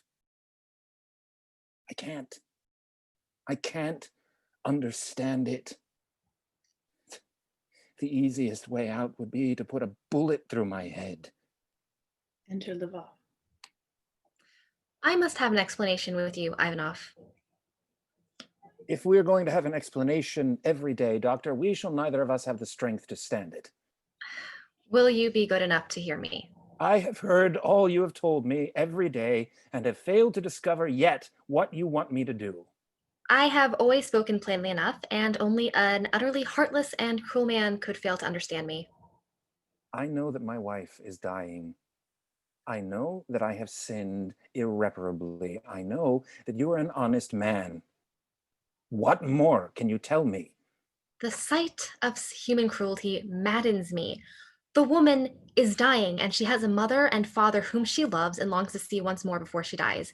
They know that she is dying and that she loves them still, but with diabolical cruelty, as if to flaunt their religious zeal, they refuse to see her and forgive her. You are the man whom she has sacrificed her home, her peace of mind, everything.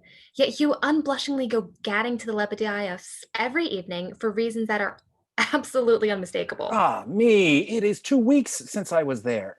To men like yourself, one must speak plainly, and if you don't want to hear what I have to say, you need not listen. I always call a spade a spade.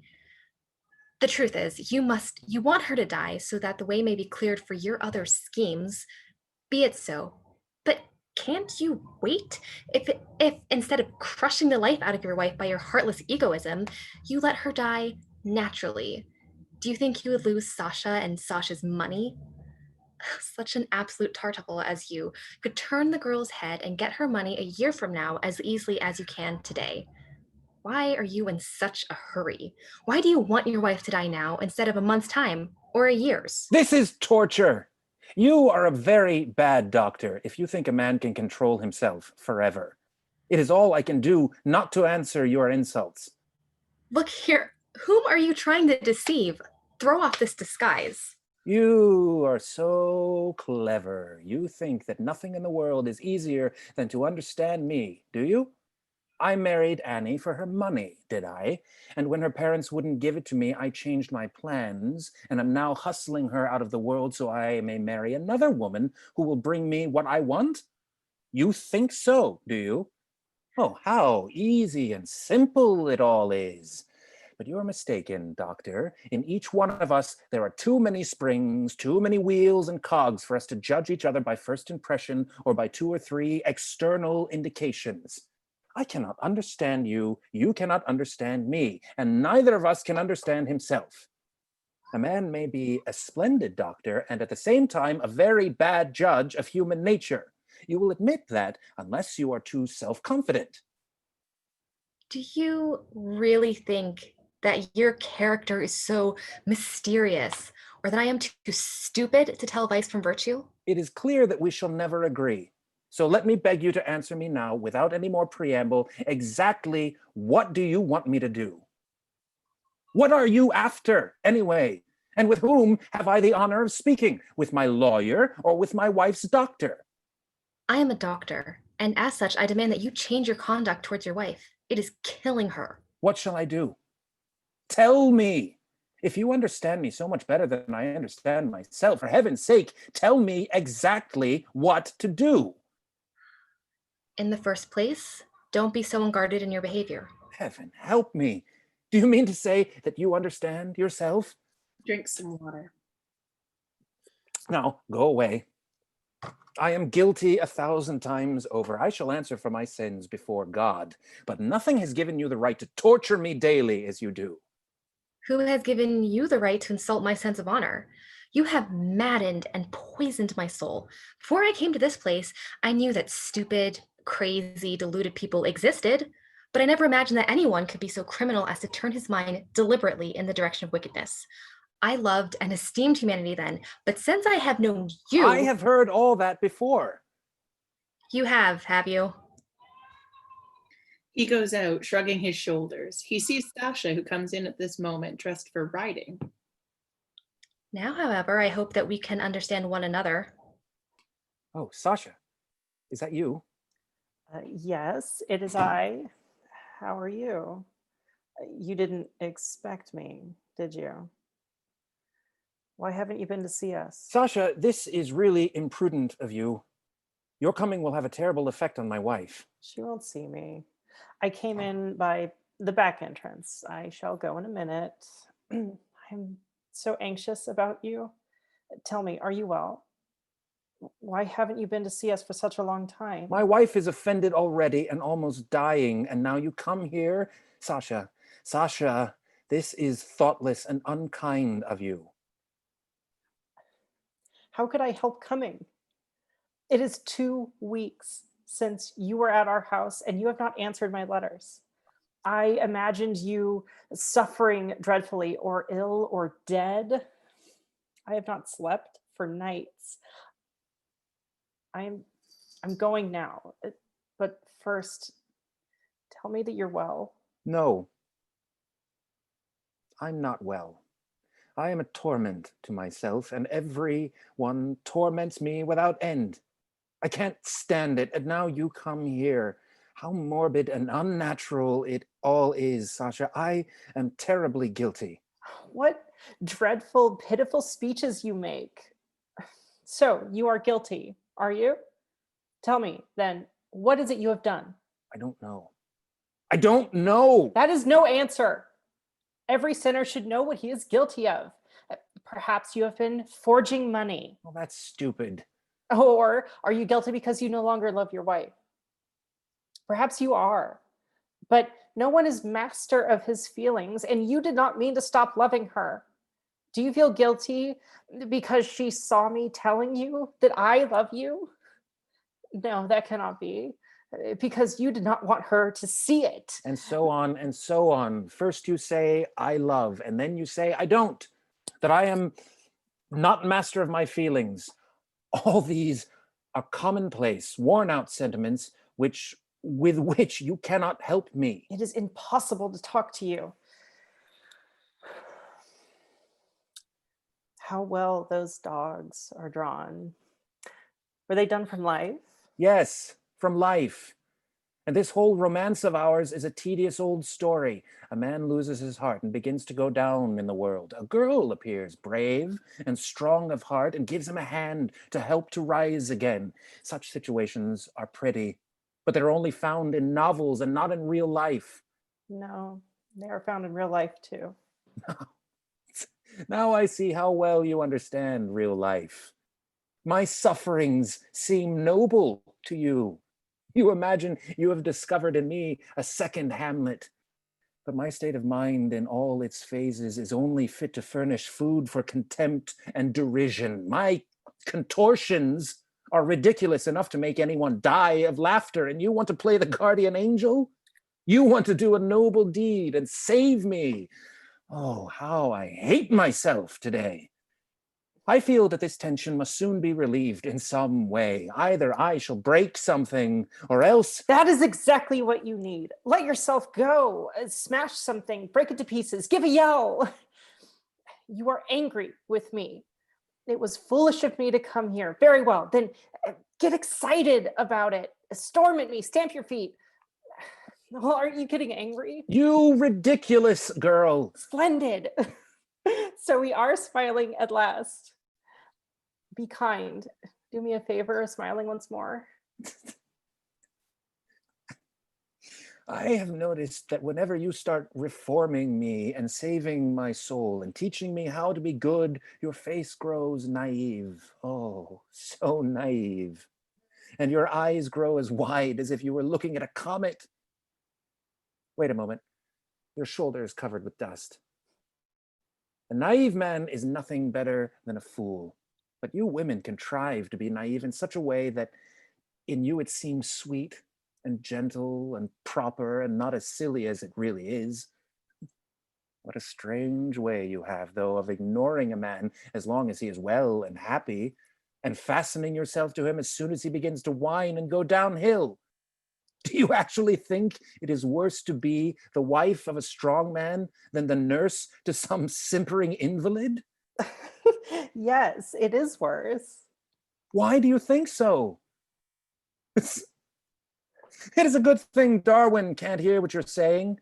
He would be furious with you for degrading the human race. Soon, thanks to your kindness, only invalids and hypochondriacs will be born into the world.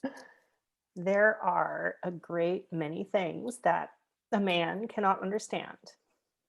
Any girl would rather love an unfortunate man than a fortunate one, because every girl would like to do something by loving. A man has his work to do. And so for him, love is kept in the background, to talk to his wife, to walk with her in the garden, to pass the time pleasantly with her. That is all that love means to a man.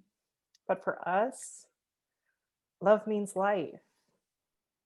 I love you. That means that I dream only of how I shall cure you of your sadness, how I shall go with you to the ends of the earth. If you are in heaven, I am in heaven. If you are in the pit, I am in the pit. For instance, it would be the greatest happiness for me to write all night for you, or to watch all night that no one should wake you. I remember that 3 years ago at threshing time, you came to us all dusty and sunburnt and tired and asked for a drink. When I brought you a glass of water, you were already lying on the sofa and sleeping like a dead man. You slept there for half a day, and all that time I watched by the door that no one should disturb you. How happy I was. The more a girl can do, the greater her love will be. That is, I mean, the more she feels it. A love that accomplishes things.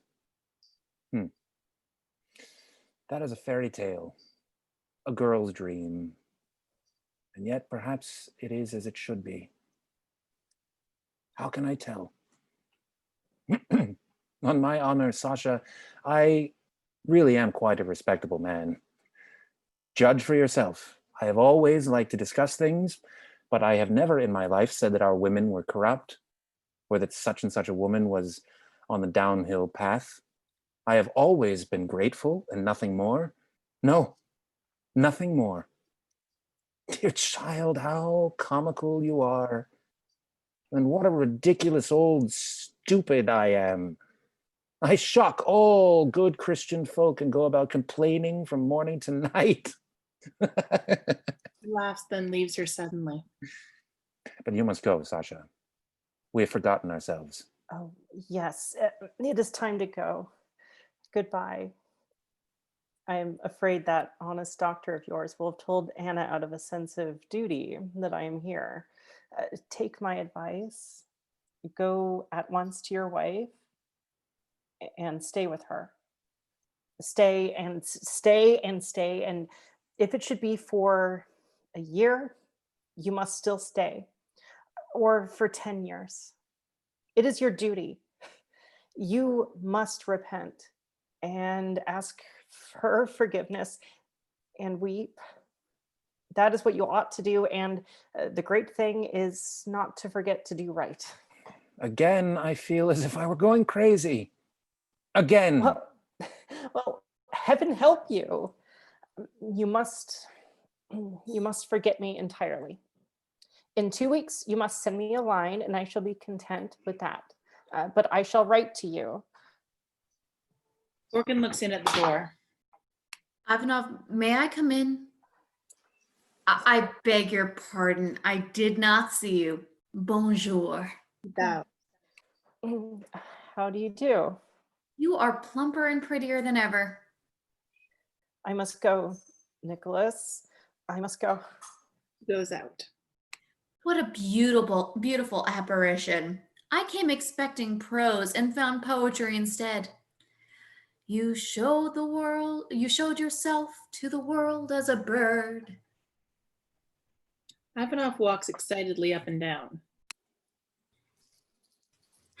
There is something in her, Nicholas, that one doesn't find in other women, isn't there? An elfin strangeness. Although she is without doubt the richest girl in the country, her mother is so stingy that no one will have her. After her mother's death, Sasha will have the whole fortune. But until then, she will only give her 10,000 rubles and a flat iron. And to get that, she will have to humble herself to the ground. He feels in his pockets. Do you have a smoke? He offers Ivanoff a cigarette case. These are very good. Leave my house this instant, and don't you ever dare set foot in it again. Go, this instant. Orkin gets up and drops his cigarette. Go, at once. Nicholas, what do you mean? Why are you so angry? Why?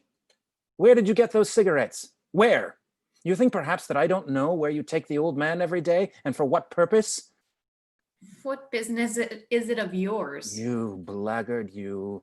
The disgraceful rumors that you have been spreading about me have made me disreputable in the eyes of the whole countryside. You and I have nothing in common, and I ask you to leave my house this instant.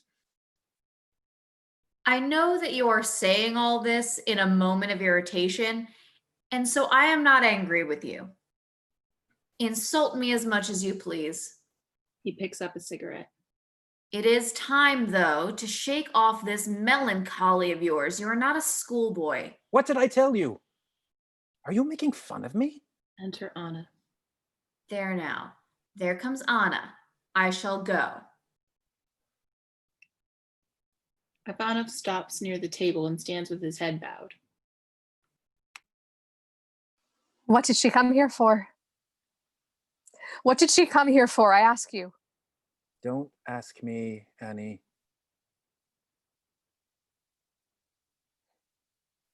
I am terribly guilty. Think of any punishment you want to inflict on me. I can stand anything, but don't ask questions. So that is the sort of man you are. Now I understand you and can see how degraded, how dishonorable you are. Do you remember that you came to me once and lied to me about your love? I believed you and left my mother, my father, and my faith to follow you. Yes, you lied to me of goodness and honor, of your noble aspirations, and I believed every word. I have never lied to you, Annie. I have lived with you 5 years now, and I am tired and ill. But I have always loved you and have never left you for a moment. You have been my idol, and what have you done? All this time, you have been deceiving me in the most dastardly way. Annie, don't say what isn't so. I have made mistakes, but I have never told a lie in my life. You dare not accuse me of that. Oh, it is all so clear to me now. You married me because you expected my mother and father to forgive me and give you my money. That is what you expected. Good Lord, Annie, if I must suffer like this, I must have patience to bear it. Be quiet. When you found that I wasn't bringing you any money, you tried another game. Now I remember and understand everything. You have never loved me or been faithful to me. Never. Sarah, that is a lie. Say what you want, but don't insult me with a lie. You dishonest, degraded man. You owe money to Lebediev, and now, to escape paying your debts, you are trying to turn the head of his daughter and betray her as you have betrayed me. Can you deny it? For heaven's sake, be quiet. I can't answer for what I may do. I am choking with rage, and I might insult you. I am not the only one whom you have basely deceived. You have always blamed Borkin for all your dishonest tricks, but now I know whose they are. Sarah, stop at once and go away, or else I shall say something terrible. I long to say a dreadful, cruel thing. Hold your tongue, Jewess. I won't hold my tongue. You have deceived me too long for me to be silent now. So you won't be quiet? Go, for heaven's sake. Go now and betray Sasha. Know then that you are dying. The doctor told me that you are dying. When did he? Oh, how guilty I am. How guilty. Sobs. The curtain falls. About a year passes between the third and fourth acts. Act 4, a sitting room in Lebediev's house. In the middle of the wall at the back of the room is an arch dividing the sitting room from the ballroom. To the right and left are doors. Some old bronzes are placed about the room. Family portraits are hanging on the walls. Everything is arranged as if for some festivity. On the piano lies a violin. Near it stands a violoncello. During the entire act, guests dressed as for a ball are seen walking around in the ballroom. Enter Lvov, looking at his watch. It is 5 o'clock. The ceremony must have begun. First, the priest will bless them, and then they will they will be led to the church to be married. Is this how virtue and justice triumph? Not being able to rob Sarah, he has tortured her to death, and now he has found another victim who he will deceive until he has robbed her, and then he will get rid of her as he got rid of poor Sarah. It is the same old sword story. He will live to a fine old age in the seventh heaven of happiness and will die with a clear conscience. No, Ivanov, it shall not be. I shall drag your villainy to light.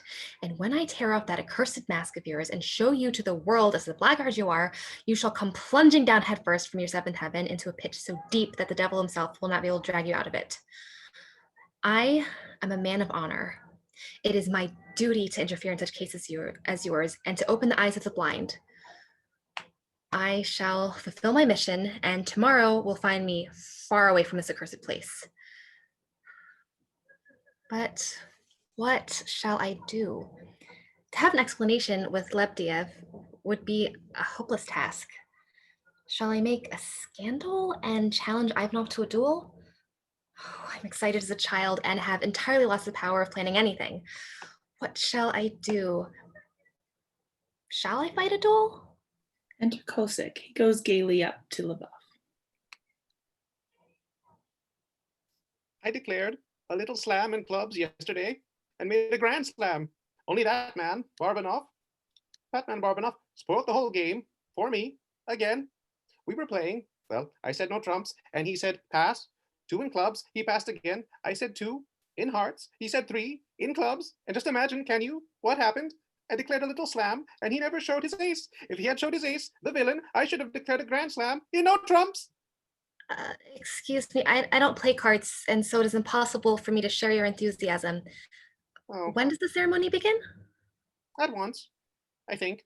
They are now bringing Zuzu to herself again. She is bellowing like a bull. She can't bear to see the money go. Oh. And what about the daughter? No, it is the money. She doesn't like this affair anyway. He is marrying her daughter, and that means he won't pay his debts for a long time. One can't sue one's son-in-law. Martha, very much dressed up, struts across the stage, past Lvov and Kosik. The latter busts out laughing behind his hand. Martha. Idiot!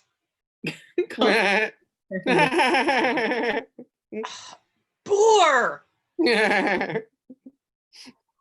The woman's head has been turned. Before she fixed her eye on a title, she was like any other woman, but there is no coming near her now. A boor, indeed. Listen to me. Tell me honestly, what do you think of Ivanov? He's no good at all. He plays cards like a lunatic. This is what happened last year, during Lent. I, the Count, Borkin, and he sat down to a game of cards. I led a... Is he a good man? He? Yes. He's a good one. He and the Count are a pair of trumps. They have keen noses for a good game. First, Ivanoff set his heart on the Jewess. Then, when his schemes failed, in that quarter, he turned his thoughts towards Zuzu's money bags. I'll wager he'll ruin Zuzu in a year. He will ruin Zuzu, and the Count will ruin Martha. They will gather up all the money they can lay hands on and live happily ever after. But doctor, why are you so pale today? You look like a ghost. Oh, it's nothing. I drank a little too much yesterday. Enter Lebediev with Sasha. We can have our talk here. Go into the ballroom, you 2 old fogies, and talk to the girls. Sasha and I want to talk alone here. What a picture.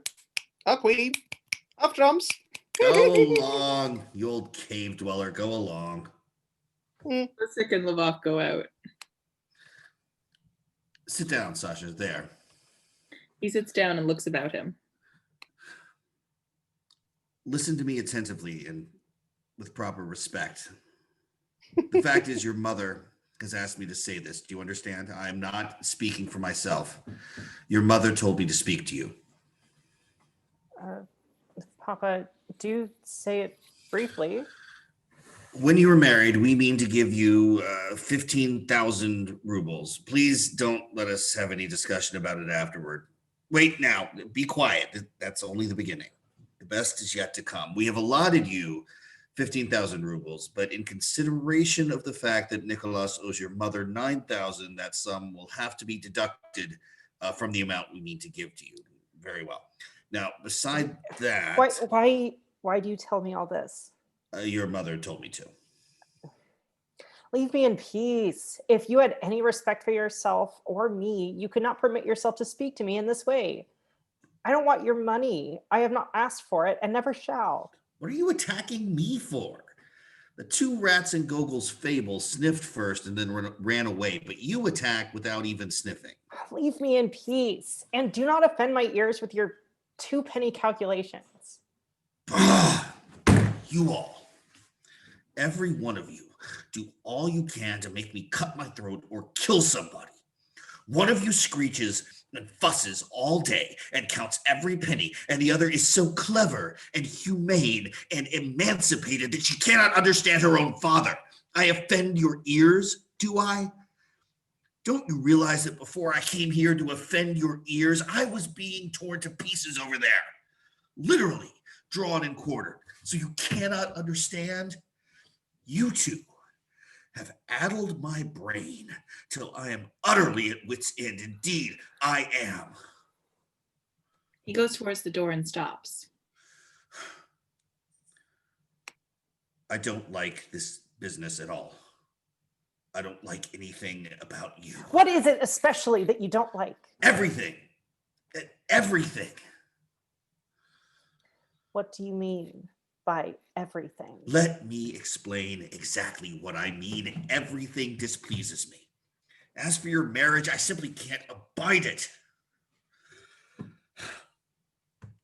Forgive me, little Sasha. This marriage may be a wise one. It may be honest and not misguided. Nevertheless, there is something about the whole affair that is not right. No, not right. You are not marrying as other girls do. You are young and fresh and pure as a drop of water, and he is a widower, battered and worn. Heaven help him. I don't understand him at all.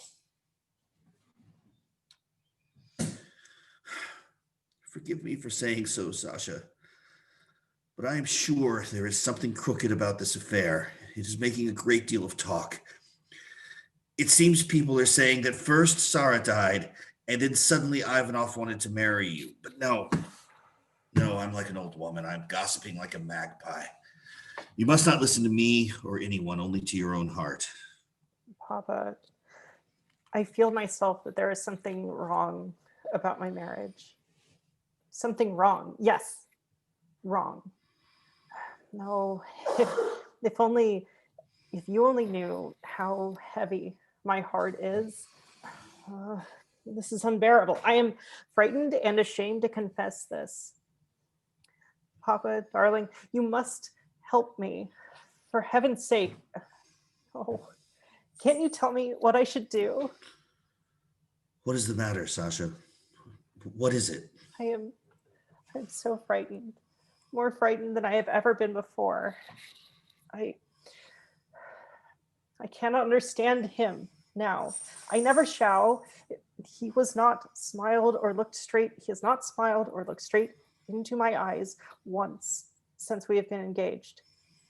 He is forever complaining and apologizing for something, hinting at some crime he is guilty of, and trembling. I am so tired. There are even moments when I think that I do not love him as I should. And when he comes to see us or talks to me, I get so tired. What does it mean, dear father? I am afraid. My darling, my only child, do as your old father advises you. Give him up. Oh, how can you say that? Yes, Do it, little Sasha. It will make a scandal. All the tongues in the county will be wagging about it, but it is better to live down a scandal than to ruin one's life. Don't say that, Father. Oh, don't. I refuse to listen. I must crush such gloomy thoughts. He is good and unhappy and misunderstood. I shall love him and learn to understand him. I shall set him on his feet again. I shall do my duty. That is settled.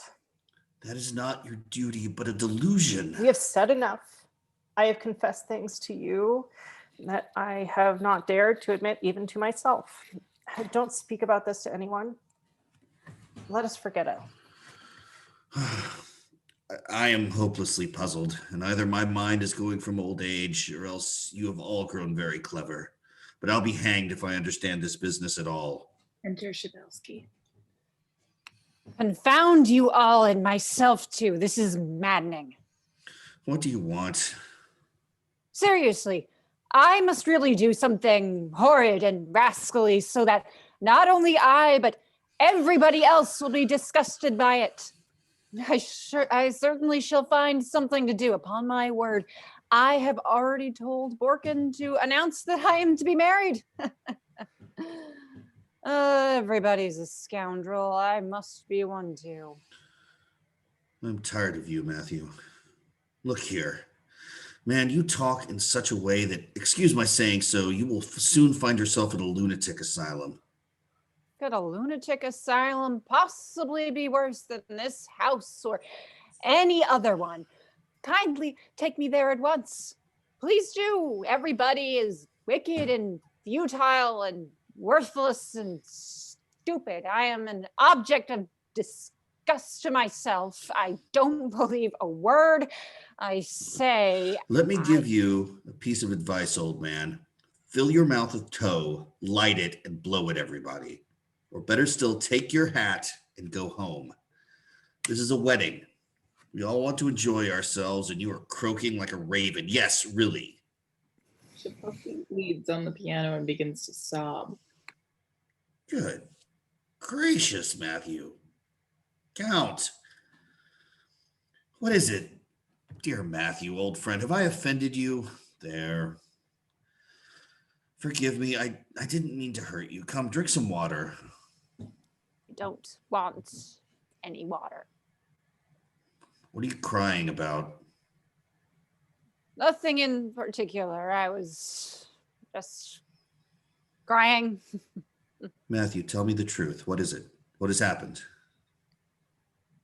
I caught sight of that violoncello and I remembered the Jewess. What an unfortunate moment. You have chosen to remember her. Peace be with her. But don't think of her now. We used to play duets together. She was beautiful.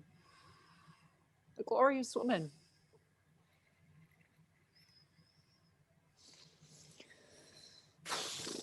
What?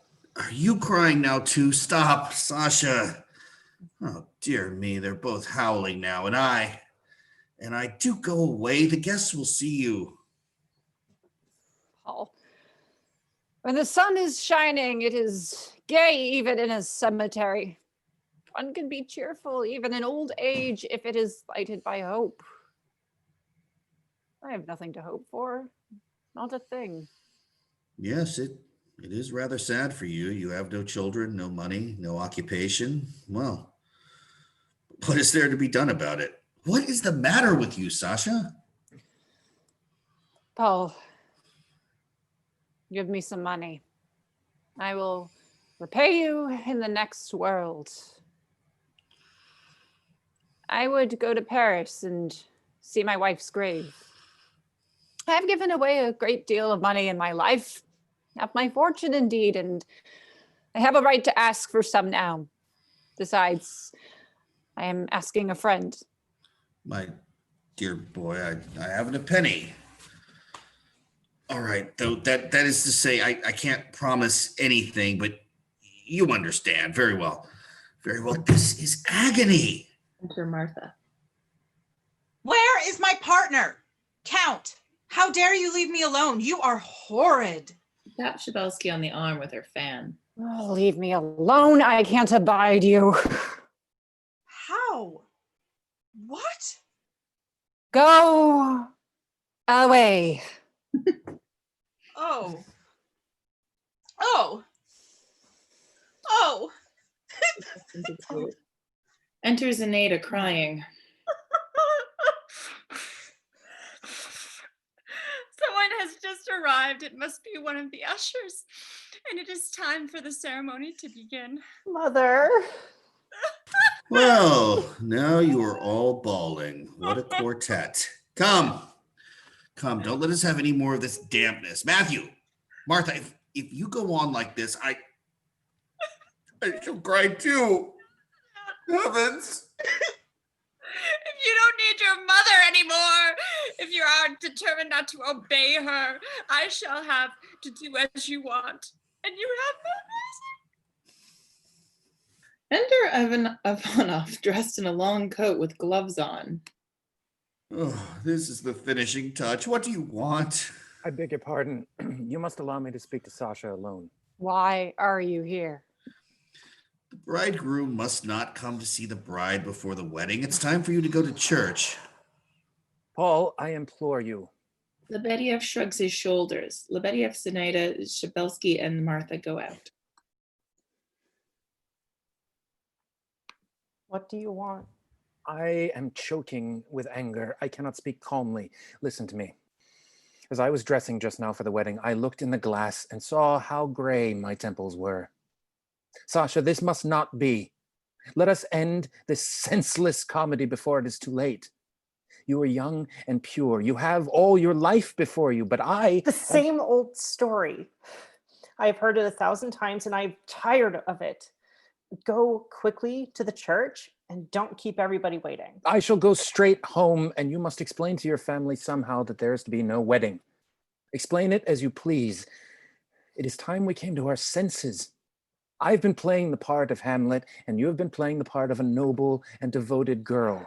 We have kept up the farce long enough. How can you speak to me like this? I won't have it. But I am speaking and will continue to speak. What do you mean by coming to me like this? Your melancholy has become absolutely ridiculous. No, this is not melancholy. It is ridiculous, is it? Yes, I am laughing. And if it were possible for me to laugh at myself 1,000 times more bitterly, I should do so and set the whole world laughing too in derision.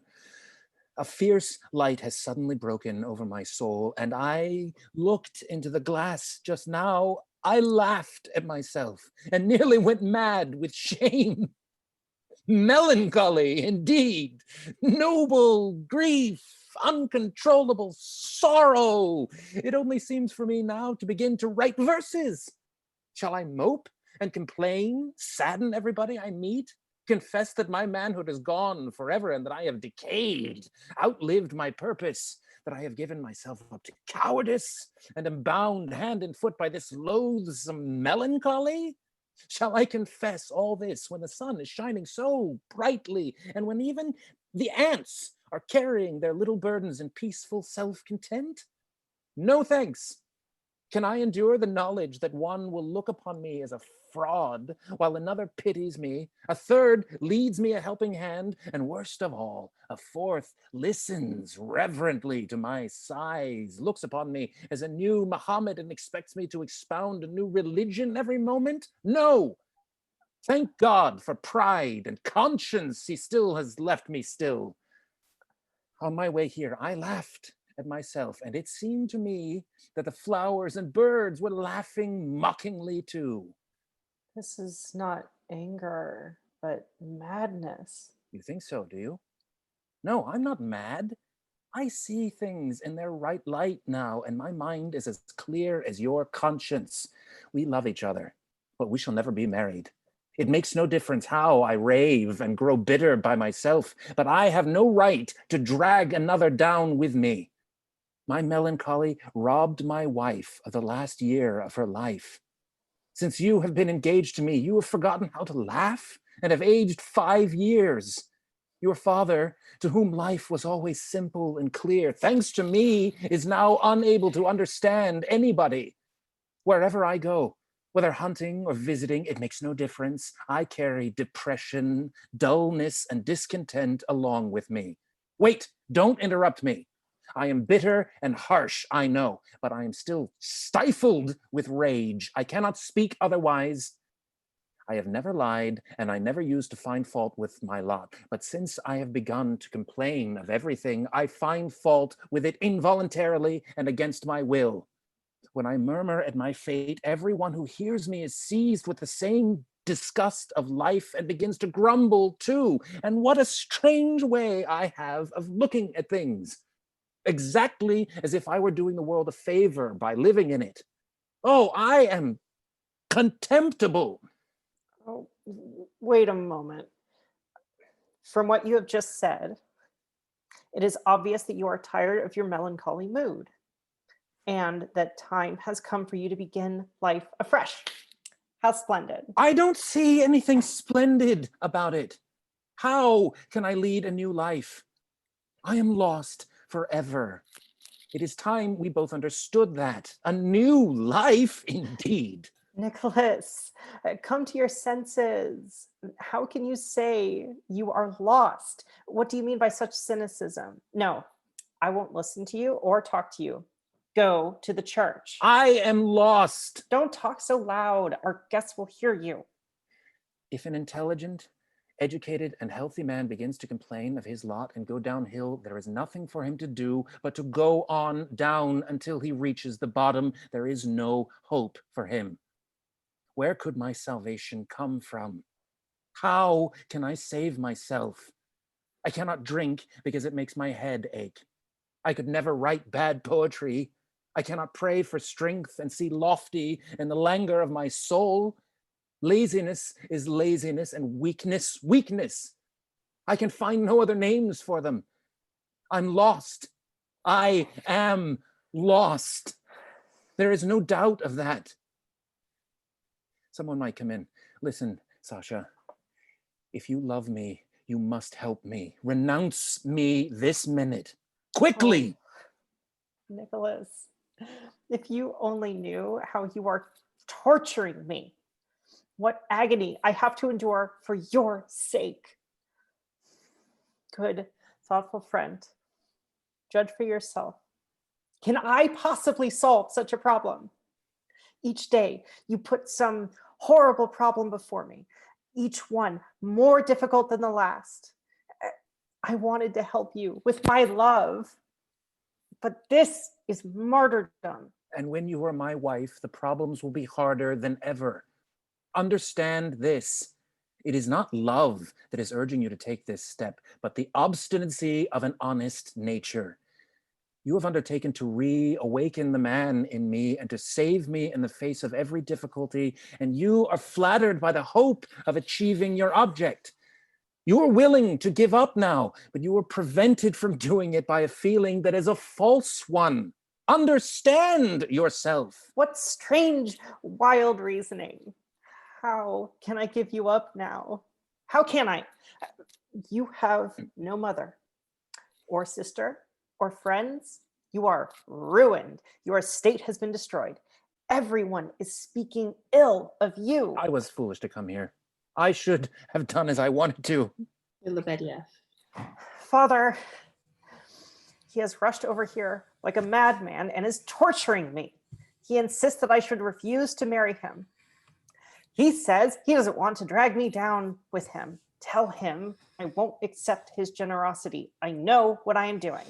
I can't understand a word of what you're saying. What generosity? This marriage is not going to take place. It is going to take place. Papa, tell him it is going to take place. Wait. What objection have you to the marriage? I have explained it all to her, but she refuses to understand me. Don't explain it to her, but to me. And explain it so that I may understand. God forgive you, Nicholas. You have brought a great deal of darkness into our lives. I feel as if I were living in a museum. I look about me and don't understand anything I see. This is torture. What on earth can an old man like me do with you? Shall I challenge you to a duel? There is no need for a duel. All you need is a head on your shoulders and a knowledge of the Russian language. This is dreadful, dreadful, absolutely childish. Listen to me, Nicholas. From your point of view, what you are doing is quite right and proper, according to the rules of psychology. But I think this affair is a scandal and a great misfortune. I'm an old man. Hear me out for the last time. This is what I want to say to you. Calm yourself. Look at things simply as everyone else does. This is a simple world. The ceiling is white. Your boots are black. Sugar is sweet. You love Sasha and she loves you. If you love her, stay with her. If you don't, leave her. We shan't blame you. It's all perfectly simple. You are two healthy, intelligent, moral young people. Thank God you both have food and clothing. What more do you want? What if you have no money? That's no great misfortune. Happiness is not bought with wealth. Of course, your estate is mortgaged, Nicholas, as I know, and you have no money to pay interest on the debt. But I'm Sasha's father. I understand. Her mother can do as she likes. If she won't give any money, why confound her? Then she needn't, that's all. Sasha has just said that she does not want her part of it. As for your principles, Schopenhauer, and all that, it's all folly. I have 100,000 rubles in the bank. Not a soul in the house knows it. It was my grandmother's money. That shall be for you both. Take it. Give Matthew 2,000. The guests begin to collect in the ballroom. It's no use discussing it anymore. I must act as my conscience bids me. And I shall act as my conscience bids me. You may say what you please. I refuse to let you go. I'm going to call my mother. I'm utterly puzzled. Listen to me, poor old friend. I shall not try to explain myself to you. I shall not tell you whether I am honest or rascal, healthy or mad. You wouldn't understand me. I was young once. I have been eager and sincere and intelligent. I have loved and hated and believed as no one else has. I have worked and hoped and tilted against windmills with the strength of 10, not sparing my strength, not knowing what life was. I shouldered a load that broke my back. I drank, I worked, I excited myself. My energy knew no bounds. Tell me, could I have done otherwise? There are so few of us and so much to do, so much to do. And see how cruelly fate has revenged herself on me, who fought with her so bravely. I am a broken man. I am old at 30. I have submitted myself to old age with a heavy head and a sluggish mind, weary, used up, discouraged, without faith or love or an object in life. I wander like a shadow among other men, not knowing why I am alive or what it is that I want. Love seems to me to be a folly, caresses false. I see no sense in working or playing, and all passionate speeches seem insipid and tiresome. So I carry my sadness with me wherever I go. A cold weariness, a discontent, a horror of life. Yes, I am lost forever and ever. Before you stand a man who at 35 is disillusioned, wearied by fruitless efforts, burning with shame and mocking at his own weakness. Oh, how my pride rebels against it all. What mad fury chokes me. I'm staggering. My strength is failing me. Where's Matthew? Let him take me home. The best man has arrived. Enter Shavelski. In an old worn-out coat without gloves. How many scornful glances I get for it. Such silly jokes and vulgar grins. Disgusting people. Working quickly. He is carrying a bunch of flowers and is in a dress coat. He wears flowers and a flower in his buttonhole. This is dreadful. Where is he? They have been waiting for you for a long time in the church, and here you are talking philosophy. What a funny chap you are. Don't you know you must not go to the church with a bride, but alone with me? I shall then come back for her. Is it possible you have not understood that? You certainly are an extraordinary man.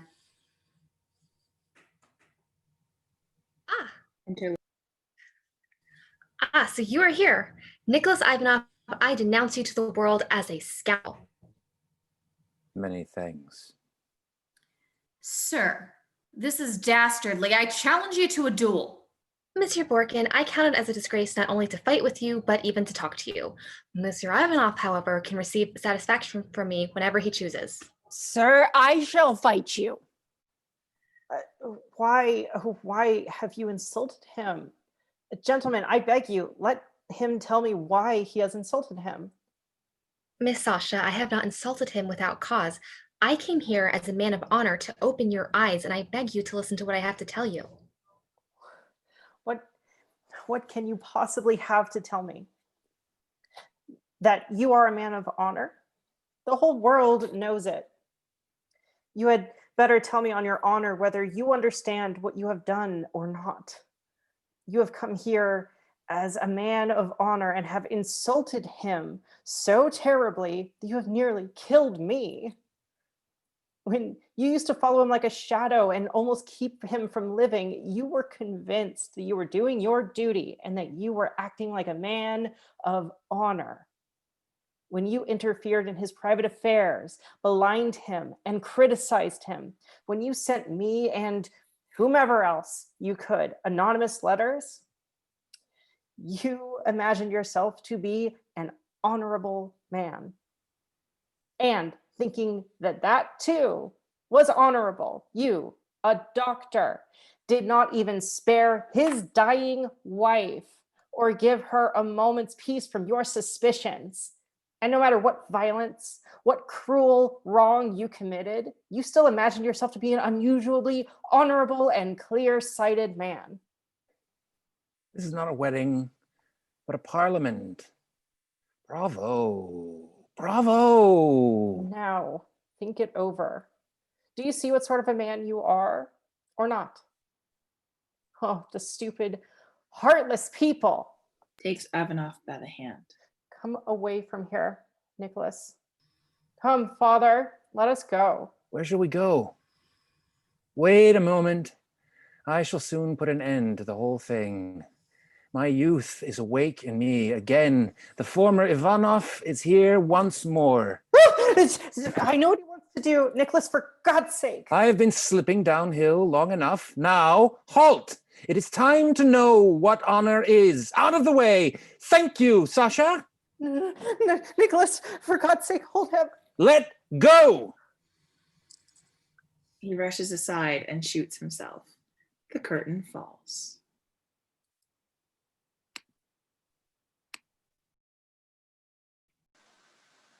All right. That's a fun ending. Oh my God. And this was a